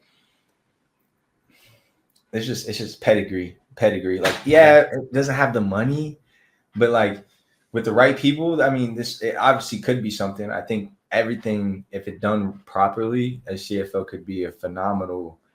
It could have the cap space of 25-30 million a year on each team. Like I 100% think it could be, but does the league see them getting to that point? I don't know. I think it's more based on control and keeping it, more like I think they do it on purpose. That's my opinion, though. That's my opinion. But real quick, I know this is kind of a slight left here. Out of curiosity, what did you do since you brought the Grey Cup? What did you do on your Grey Cup day? Meaning every player got the Grey Cup for a day. What did you do? Man, I didn't left. Oh yeah, you didn't get your day. I didn't get to like. Yeah, I'd have done something sweet, but the times that I did have her, so she was on my cart during the parade. So I had plenty of drinking out of the cup. I did poutine out of her one time in Warehouse, which was a phenomenal night. Not Warehouse, but La Cage, right there by the Belt Center. Oh yeah. I mean, those were the 2 best ones. Even though I had plenty of shots out of there, I do think I might have gotten my strep throat from doing that. So I don't know if that's going to be in the future plans. It probably will be regardless, but it's definitely a little questionable. Austin, the Grey Cup flu is definitely a real thing amongst fans. 100%. So that's just going to be your version of it. Like it's a different strain, if you will. The Austin Mack strain. 100%. Hey, Mac, there's been obviously the last couple of days, there have been some very interesting, obviously the CFL offseason can be very interesting even before free agency starts. Yeah. And obviously we have some great, we had some extensions by some other players, but obviously one of the big ones was yesterday and confirmed today by the team that Davis Alexander is getting a 3-year extension. And I looked at and we've been following Davis since he came here in Montreal, so we know what he can do. But just seeing the comments within the press release itself, Austin, where it's saying this guy is the future in Montreal, et cetera, et cetera, et cetera. What's Davis like as a player and because we know what he is, but for those who may not know about Davis, for you, what's Davis? Yeah. What's Davis like to you? Yeah. Before we get into the Davis talk, I mean, just first off, big shout out to Seven. I won one with him, and that's my guy forever. Love that man. Like I love that man like my brother. Like it's bittersweet, and this is the the business behind it all. But to talk Davis Alexander, that is a dog. Put it plain and simple, a dog. Like there was multiple times last year where we get into games and Cody wasn't dressing, and we'd be like Davis, like you up, like and he was the third guy last year, and politics situations a little different, right? He wasn't able to get the opportunity, and multiple times I wanted to spend with him and to see what he did this year. And, I didn't get to witness it, but I saw it from afar. I mean, extremely proud of him, like a guy that just seized the moment, continued to just be a pro. Like when I got back here, he had just lost, rest in peace to his father, but he just lost his father as well during the season. So he was dealing with a lot of stuff as well, personally. And to see the guy that came in every single day, prepared, somebody that, like, I'm a guy too, like if we get 2 2-and-outs in a row, like I'm a passionate guy. I'm like, what the hell are we doing? Like I'm mad on the sideline.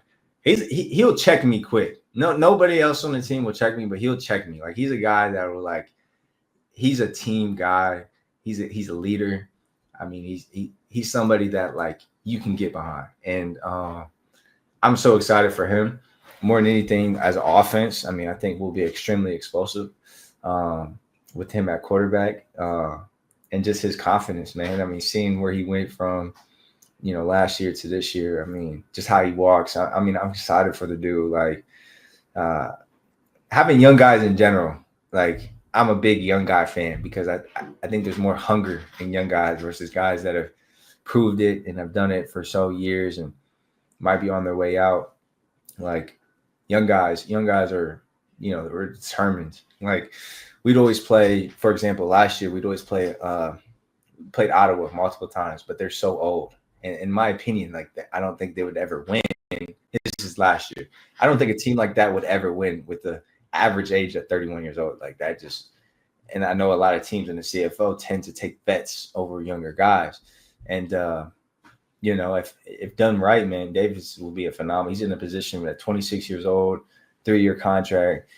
You can play 10 plus years at the quarterback position, man. He plays here 36, 37. I mean, he could be the next, the potential in the skies that is unlimited, and his focus and his determination.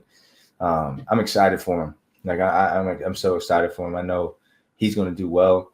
And as a vet in the receiver room, man, I just want to, continue to grow with him, and stay close with him, build our relationship, and then, have more explosive plays. Like we were able to get one bomb, and, during the Ottawa game this year, but and it was raining.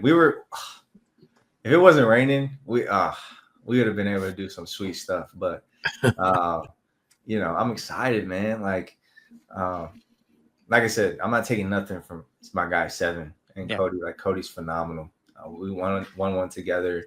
His professionalism when it came to just managing the game, and you get into a huddle and somebody gives you a play call, like you're leaving the huddle confident. That was Cody Fajardo. So I just know like Davis is prepared. Like he learned from a really good vet, and I just know like that's how it is up here. Like you'll have 2 or 3 starters as a backup. Like I remember seeing a picture of Ricky Ray starting with Zach Caloris and Cody as the backups, and I'm like, that's insane, right? And you see that everywhere. So like Cody's had a phenomenal career, and I'm glad we were able to get one for him on his on that last year. So, but I'm excited. I'm excited for Davis. I think Davis will be phenomenal.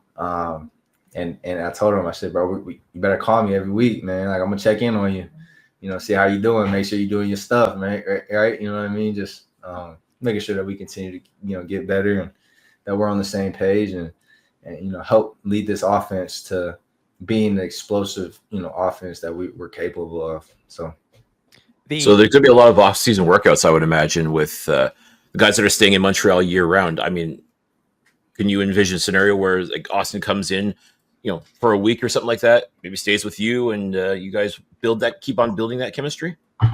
Yeah, I already hit him up. We'll get together. We'll get the receivers and quarterbacks together. I think he does his off season in Arizona. So I think we'll set up a off season trip closer to camp, probably April, and right before camp, and we'll do a little off season thing. But here in Montreal specifically, like I'm not too sure how many guys are going to be here. I myself, like I train hard, and so like. Like it's like you gotta mentally want to train with me. Mhm. Like, you know what I mean? Like, hey, Cliffy D, Tim, like come get a workout with your Yeah. boy. Like, we can have a good time. Like, you know what I mean? You're gonna like my trainer. This is his motto. Like, this is his saying. It's if you die, you die. Like, if you die, you die. Like, whatever. All right, it is what it is. But every single day, you know, I'm trying to kill myself. So like, I never, you know, I invite people out. I had a few receivers actually come see me last year for a week, and it was one of the hardest weeks of training for them. But we'll see. Like, I'll definitely be training hard as all get out. I don't know if there's guys out here, like, I'll tell them, you know, about it, and we'll try and get something going. But you know, it's my first time out here, so right now this year is going to be me building that, you know, building that team, building what that looks like, and yeah, man. I'm excited, bro. Like, next year can't come any faster, man. Like, There usually is something every year that we know of. With Geno Lewis being here year round, I know they set up something once or twice a year over at the Stinger Dome over at Concordia University. So I do know that they do set up something. You know, and obviously when VA was here, he was doing something down in Seattle. Same thing. So I don't think you're going to have a shortage of guys, Mac, that want to play. So you'll be good. No, we'll be good. We'll be good. Like I said, like I don't need a lot to train. I train like a track athlete.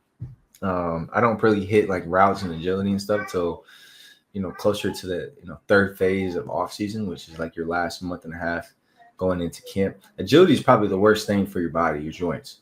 And if I have to cut every single day for 6 months, you know, you're trying to rejuvenate your body as much as you can before you get to that point. So, you know, for me, it's a lot of stuff that's healing the body, and then when we have to destroy it every single day, that's season time. You know what I'm saying? So, but yeah, you guys gotta come out for a workout. Like we get to it 100%. Listen, I run a 4:40. I mean, it's 4 minutes and 40 seconds, but you know. Yeah, lightning fast. I can just picture cause of death. You know, trying to keep up with the big cardiac arrest. No. Good jokes. You look at we're talking about off season here, Mac, and we've seen the list of the guys who are currently eligible for free agency. Obviously, the Alouettes so far have done their job with some of these guys, and they're off the list. Yeah. What's to you when you obviously, I think the coach and Danny Mack, they all preach obviously every year. It's the Alouettes, but it's not the same team. Oh. What's your mindset knowing the guys that you do who are free agents? With the how are you going into the off season knowing that some of them may not be back? I mean, I can only, you know, do so much of my job. You know, I mean, I'm a receiver. So, you know, the job of being GM, you know, like, he has a hard job. Like, all those guys up front office, they got a difficult job because they did a tremendous job recruiting everybody here in the first place. Like, the recruiting class we had last year was phenomenal. And Danny's already said it. We did most of the recruiting last year. So in my mind, he's going to do what it needs to be done to make sure our core guys are brought back. And they already do a phenomenal job of recruiting.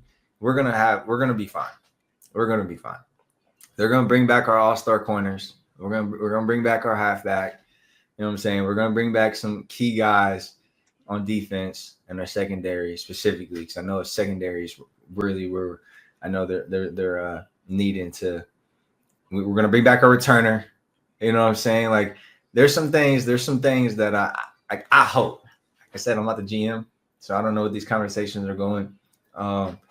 But like when I was in this same situation and I negotiated my contract, I made sure that I was not a selfish guy so that we could be in a situation to be competitive, to make sure everybody gets what they need as well. And so to see even the contract, right, our quarterback got, you know, that's not a $500,000-$600,000 contract that's going to kill us in the cap. So like we're going to have opportunities to bring this team back to be in a position from a cap perspective to still be extremely competitive and continue to grow. Like, this is a dynasty. Like, y'all, like, this is like, we're just getting started. With me and 6 fully healthy next year, I'm excited. There's like, and Tyler Snead fully healthy. I'm excited. Like I'm excited. I give Fletcher like all a bunch of crap because he led the team in yak.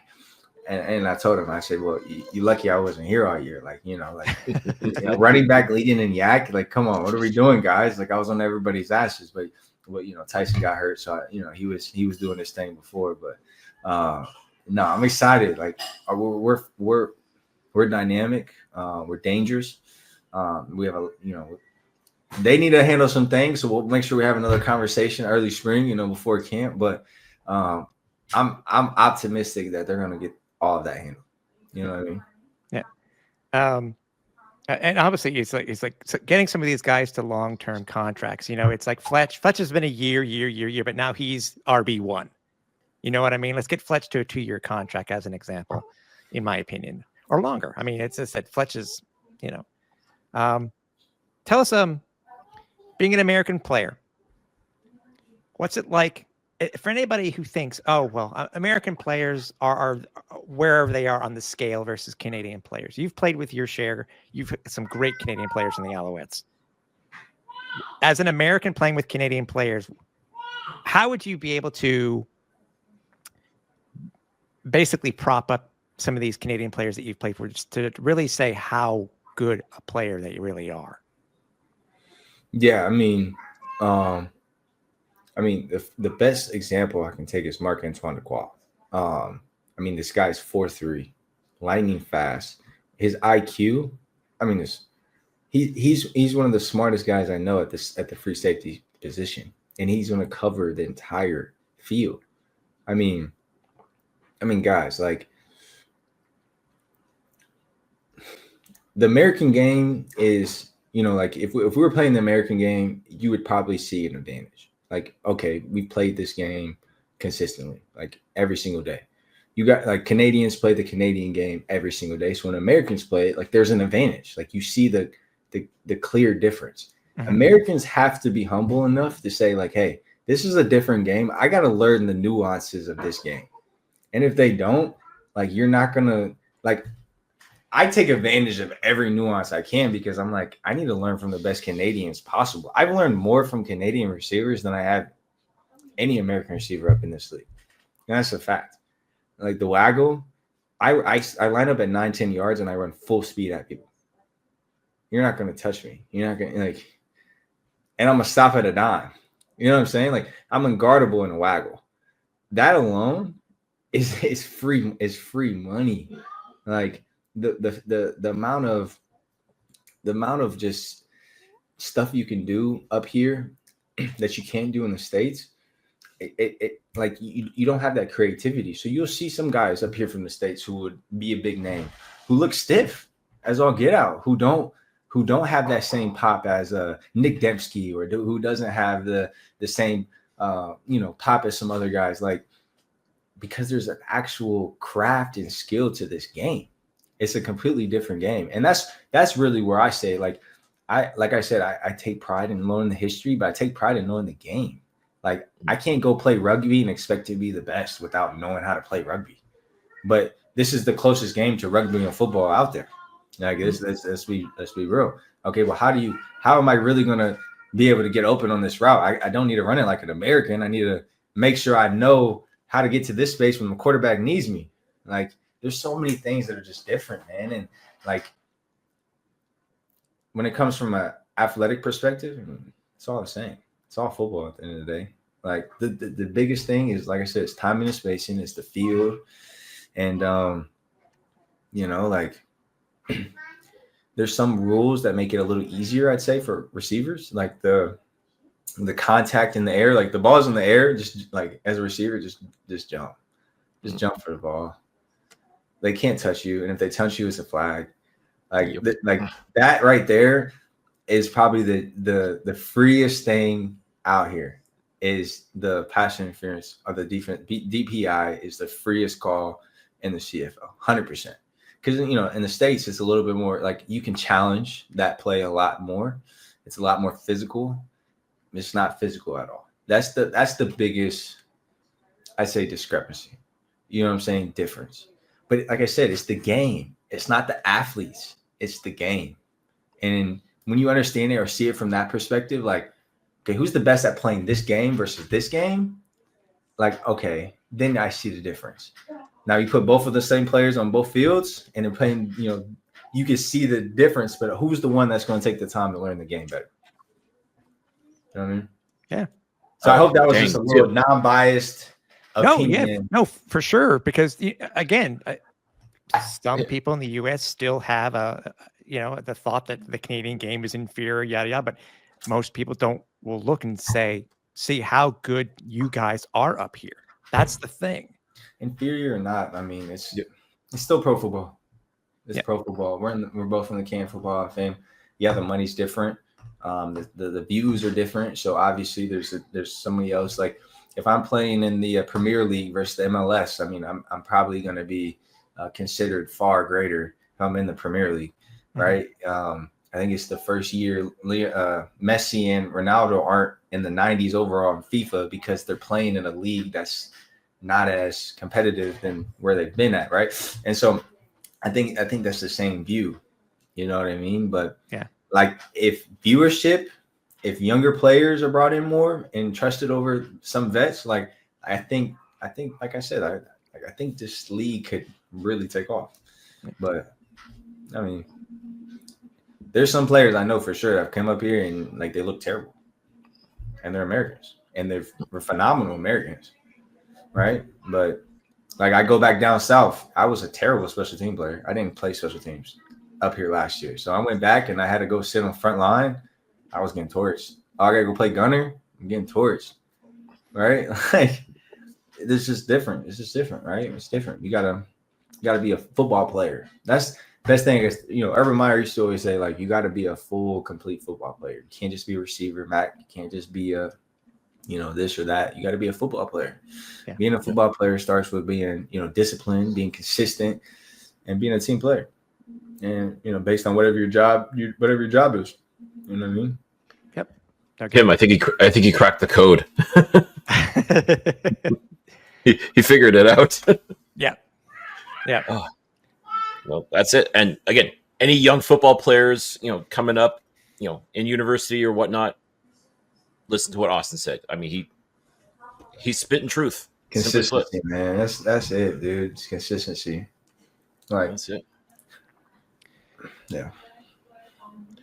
Man, let me tell you, this has been an adventure, Austin. Like getting to know you to see what you've been able to do on the field, but getting to know you off the field as well has definitely been a treat. I mean, it's so exciting, and not to mention, you're here for the next 4 years minimum. I mean, you said you want to stay here, you want to build something, you want to grow here. I mean, how does one not get excited at the prospect of that, of having Austin Mack here in Montreal year round, being a part of this community, being a part of the fabric of Montreal, and just wanting to be, take the Alouettes to even bigger heights? I mean, how does one not be excited about that? Yeah, I gotta deliver. I can't under deliver. Like that's, and everything you said is great, but for somebody like me that hears that, it's like I have to make sure, I put the best thing out every single week. Like I want you guys to see the best thing every single week, and that product, like I take that for granted. Like I don't take that for granted. Like I really want to make sure every single week you guys are entertained, because if you're not, I mean, there's only so much. This platform is a blessing and you can't take it for granted. But Montreal likes winners. You know what I mean? We got to win. And so that's really where, for me, it's like, okay, I got to be the best. I got to be the best. And I got to keep taking it to the next level. My whole mindset last year was, okay, if I'm here for 1 year, I want to be considered one of the best receivers to come through here. And there's been some great receivers. Great. And last year was honestly an okay season. Like that wasn't great by all means, like in my eyes. And so what I want to, continue to do and put together from for a 4-year stretch here and continue, I mean, we got to hit some new heights. We got to continue to grow and continue to, take this thing to the next level, man. You know what I mean? So that's really where the mindset's at, man. We can't stop anytime soon. Yeah, it's all good. We signed the dotted line, but the work don't stop. You know what I mean? It's just the beginning. So, you know, I hope And you'll be here from day one for camp this year, next year. Day one. Yeah. That's gonna be good. That's gonna be good, man. I need to be with the guys the whole time. I need to build that continuity.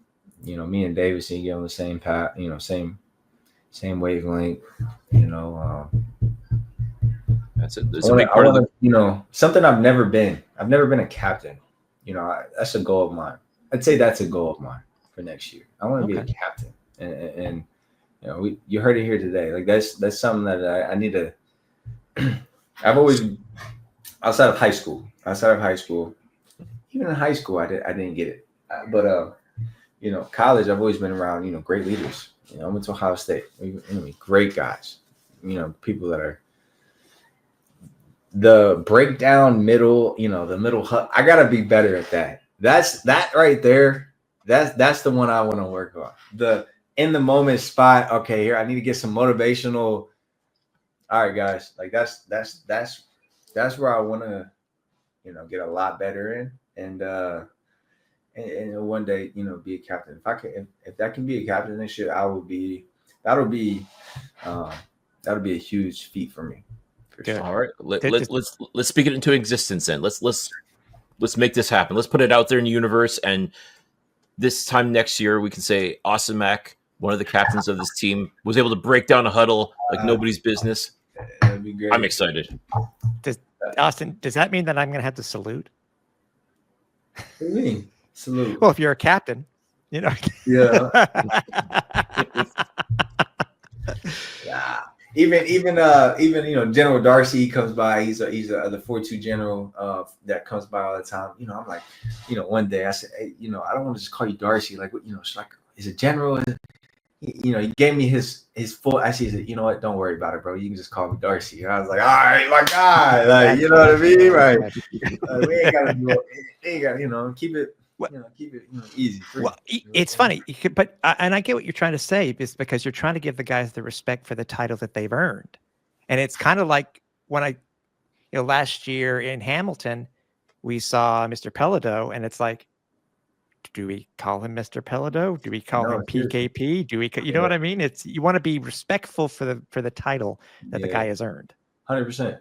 You don't want to be disrespectful either, and like I said, it's really a lack of ignorance. Like, okay, am I supposed to call him this? But I don't know. Like, I'm, you know what I mean? And I call PK. What's up, PK? You know, and he's awesome. He's awesome. You can do that.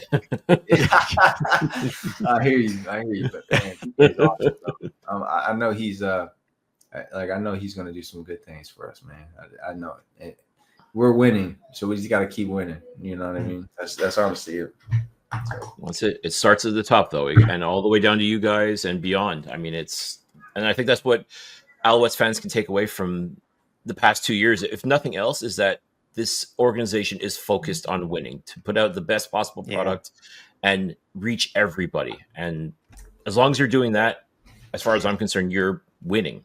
I mean, Grey Cup's nice, don't get me wrong, but to be able to, as you said, put down the foundation, the building blocks towards something special, that, you know, people can appreciate for years to come. I mean, crazy. You know what's crazy, Kofi and Tim? Like, people used to tell me that Montreal was their retirement home. Like, this is where you would go at the end of your career. You didn't, you know, it was terrible. There's 5,000, 6,000 fans.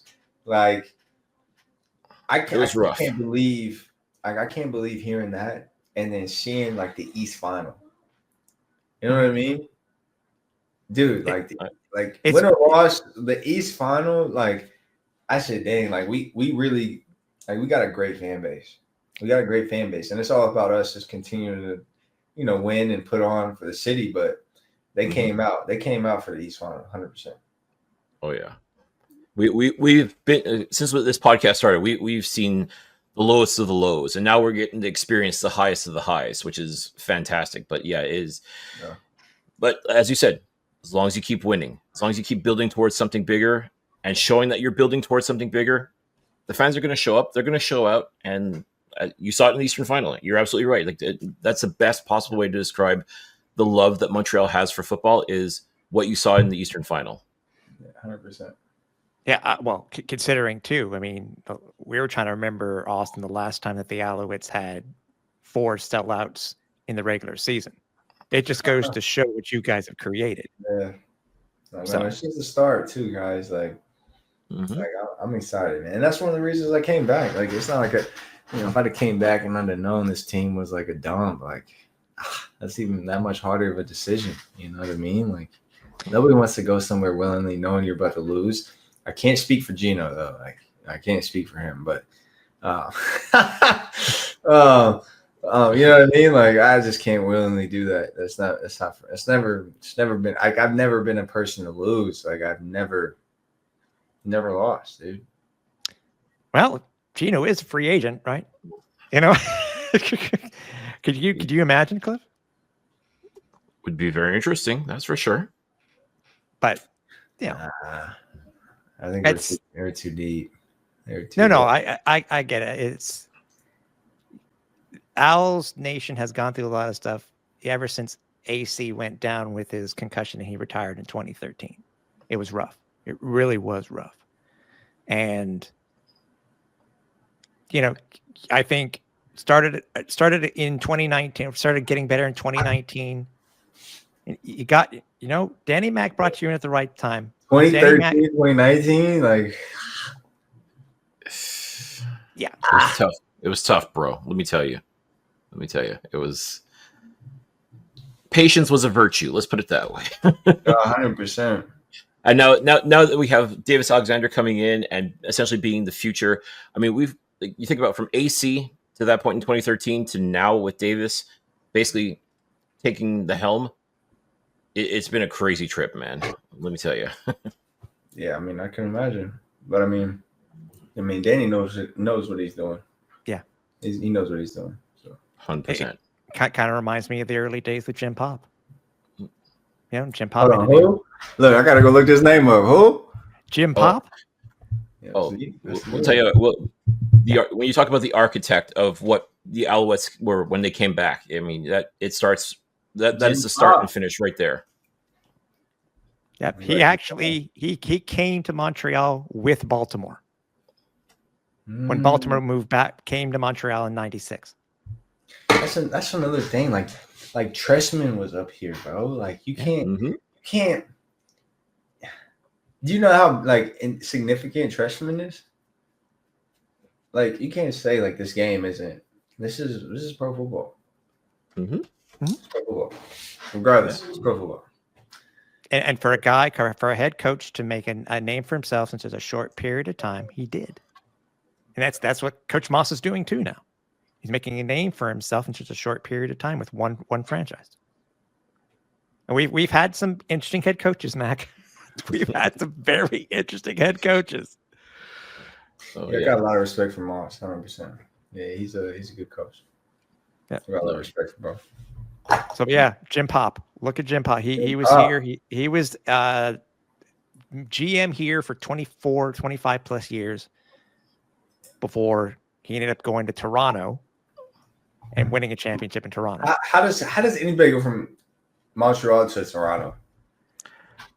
Oh, I don't understand it. I can't stand Toronto. I can't stand Toronto and Hamilton. I don't really have too much beef with Ottawa, but Toronto and Hamilton, I can't stand them, dog. As fans, like, who do you guys see as biggest rivals? Jeez. Right now for Montreal? Yeah. With all honesty, I don't see it being Toronto in the early days. In the late 90s, oh hell yeah. It was constantly Owls, Argos in the East Final. Constantly. Yeah. But now, natural rival, it could be Ottawa, but man, to be honest with you, I honestly think it's starting to become Toronto again. Just because it's bro. Yeah. They have our number in the regular season for some reason. I've never been able to beat these guys. Like I can't stand it. I mean, they give us their best game every time we play them. And then I watch game film. I'm like, oh, these guys are not like that. And then they'll play us, and then 5 fumbles later, you're like, what is going on? All right. You know what? The past 3 years, Eastern Final has been Montreal, Toronto, Montreal, Toronto, Montreal, Toronto. I mean, it's like the Batman and Joker, right? Like, I mean, it's like they're destined to do that dance forever, right? The good versus evil. Yeah, I guess they did because they won in 22. You know, mm-hmm. we should have went back to back. If we were in that Grey Cup, we would have went back to back. Without question. Without question. But hopefully that'll serve as motivation for you guys, the guys that are going to run it back, and you realize how close you were to being back-to-back champions. And if that doesn't fuel the fire, I don't know what will. Quite frankly, we gotta stay healthy. Yeah, we gotta stay healthy. Yeah, this year was tough. I will admit. I mean, at one point, 16 players. I think it was on the healthy. Yeah, if that team stays healthy, Cody doesn't have the hamstring. If we stay healthy, we keep the momentum through the end of the season. That's all that matters. What you do in the first 10 doesn't matter. It's the last, or the first 9 doesn't matter. The last 8 matter. Like, well, they say the season doesn't really get underway until after Labor Day, and in some cases, that's very true. Like that's when games truly count. 100%. Look at Winnipeg. They started with a season 0-4. Yeah. We were calling them Nipeg because there was no wins there. But they give them credit. They got it together. They got it figured out. Go to the Grey Cup again. 5 in a row. And then, Zach freaking lacerates the finger. Dude, don't even get me started. Like if we're in that game, I have 2 rings right now. We're popping champagne right now in the pot, man. Hell yeah. I can't talk about what ifs too much. It blows me. Yeah, I hear you. It's just a matter of Cliff was just saying. It's just a matter of just remembering. Use it as motivation. And the next step for you guys, and I don't know how much stock you put into it, but the next thing in the next 2 weeks is the 2025 schedule's released. That's really when you will know. Really? Who? Yes, sir. It's been a tradition in the CFL for the past 5 years. They always release the schedule before Christmas. Yeah, I need that. So you'll know within the I wouldn't be surprised in the next 10 days. You'll know. Yeah, that'll be nice. That'll be nice for sure. It'll be nice. Yeah. Well, Austin, listen, we've taken up far too much of your time as it stands right now. I mean, we appreciate you, man. We know we appreciate everything you've brought to the city and what you're going to continue to bring to the city. But before we let you go, I want you to talk to Alouettes Nation right now. Let them know what Austin Mack's going to be all about, not just the end of 2024, but beyond and going into 25. Yeah, no, for sure. Guys, thanks for having me. Man, Alouettes Nation, A1 is here to stay first and foremost. But A1 is locked in. Like I'm not a comfortable guy. I'm not somebody that gets to a position that's just comfortable. I'm somebody that, I get uncomfortable being comfortable, and I'm like, I gotta find a way to continue to grow. And so somebody that's, going to continue to put something better each and every day, continue to just take it to the next step, man, that's me. That's always going to be me. I'm going to do a lot of stuff in the community. That's what I always do. That's my purpose. That's my passions. So I'm always going to, pour into the city, but I'm going to give it my all these next 4 years, and continue to just, take it day by day. I don't want to look at it as 4 years. I want to look at it as, the next day, the next opportunity. So I'm excited to see you guys here in May. I'm excited to see you guys here this first season of the game when it starts here in June, and the entire season. But we're gonna continue to keep building day by day. Follow along. AMAC's gonna be doing some fun stuff here in the off season, exploring Montreal. And then I'll also be posting some stuff for some off the field stuff when it comes to youth engagements and some cool camps coming. But outside of that, man, it's a pleasure. Thank you guys. Thank you guys for having me. You guys are awesome, man. Cliffy D and Tim, you guys are truly awesome. There's a lot of people in this business that, I really can't stand seeing or talking to, but like, like this, like I literally love you guys. Like I said, hey, like I genuinely wanted to come talk to you guys because you guys are the real deal. I have a lot of respect for you guys and the way that you guys handle yourselves in this atmosphere. And so it's a lot of respect, man. It's much love for you guys. And you guys, whenever you guys want me, I'm here for you guys. I always pull up for you guys. So just know that and know it's a lot of love, mutual respect on this end from A1. So appreciate you guys, and it's always much love, man, for real. Austin, right back at you, bud. I mean, there's nothing else to say. I mean, 100% how you feel, we feel. You know it. I mean, we appreciate you beyond compare. It has been a blast getting to know you over the past 2 years almost now. And the fact that we can continue to grow with this, like I said, how does one not be excited about that prospect? No doubt. My first camp, Flightdeck as the commentaries. What y'all think, man? What y'all think? I wouldn't be mad at that. I think I'm telling you, we're gonna do some dope stuff. We're gonna do some dope stuff, guys. I'm telling you. Man, and as we were saying before, get ready for those Big Mac shirts. Come on, hey, Big Mac. Yeah. With the apostrophe, by the E, Le. Yes, indeed. Yes, indeed. Come on, Mac, we appreciate you, bud. You know that, and we'll talk with you soon, man. Obviously, we'll talk with you soon, and but we loved having you on tonight. It was greatly appreciated. Man, appreciate you guys always. Same here. You said it perfectly at the beginning, and I was gonna I'm trying to think of another way to recognize Mac as he is. He's trying to enter himself into the zeitgeist of Montreal culture. Ooh, good word. Yeah. Someone got to throw us for Christmas. Oh, yeah, I tell you. Great interview by Mac.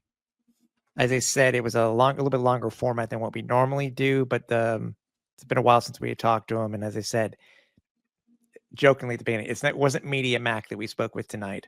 This was Austin Mack that we spoke with tonight. So, yeah, uncut, uncensored for the most part. A couple F-bombs dropped, so sorry, children, but it happens.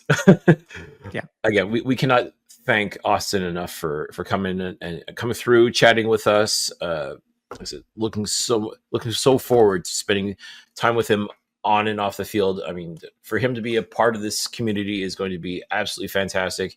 Alouettes Nation, that's your guy right there. I mean, what more can we say? I mean, as excited as we are about Davis Alexander becoming the man, fulfilling the prophecy that we talked about all those years ago, for Austin Mack to want to become an integral part of that as well.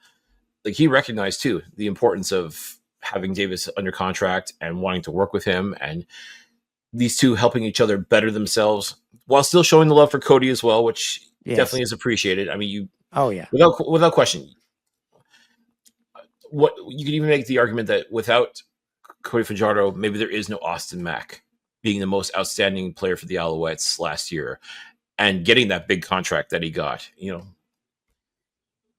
you can make the argument Cody Fajardo got Austin Mack paid, but now Davis Alexander is going to keep getting Austin Mack paid. So just great stuff all around. Once again, we appreciate Austin Mack so much for being with us this evening and beyond as well. So it's, definitely what a chat. What a great chat we had.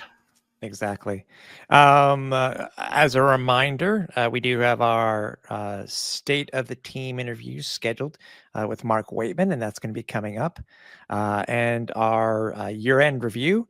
So stay tuned for that. So we're still here for a couple more shows here in 2024, and also the yearly Christmas gift. It's very possible that we will still be broadcasting once the league announces the 2025 schedule. So we're expecting to see that very soon too. From I think something was teased the other day by the Alouettes. I think if I'm not mistaken, I think it was the Alouettes who teased it. But it's we're in the off season already. But you know what? As soon as that schedule is announced, Cliff, we know 2020 the next season, 2025, it's just around the corner. Yeah, and it won't be long. As soon as that schedule drops, everybody's going to start bitching about it. Exactly. Yeah, A tradition like no other here in the Great White North. yes, exactly. So, let us know what you guys think of the episode. Shoot us a like, shoot us a comment. Make sure if you are watching on YouTube or listening on YouTube that you do hit the notification button, or you do hit the subscribe button. We're this close to 200 actually. But do that and make sure you hit the bell to know when we go live or when the next episode is released.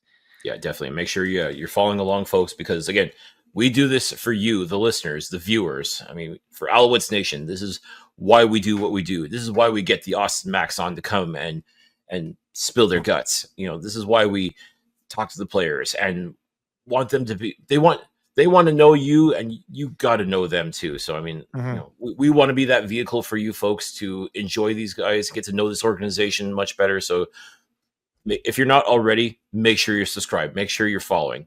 If you like what we're doing, tell a friend, tell a coworker, tell a family member, tell everybody. If you don't like what we're doing, tell us. Let us know what we're doing wrong and give us a chance to fix it. So, you know, we do this for you, great people, and we appreciate you spending even just a little bit of your time with us. Yeah, exactly. So again, we will be seeing you for the next episode very, very soon. And it's always a pleasure to have the president on for the team for our State of the Team interviews. So stay tuned for that. So we'll see you next time. So for everybody here at the Alouettes Flight Deck, for Cliffy D, I'm Tim Capper. We're on final approach.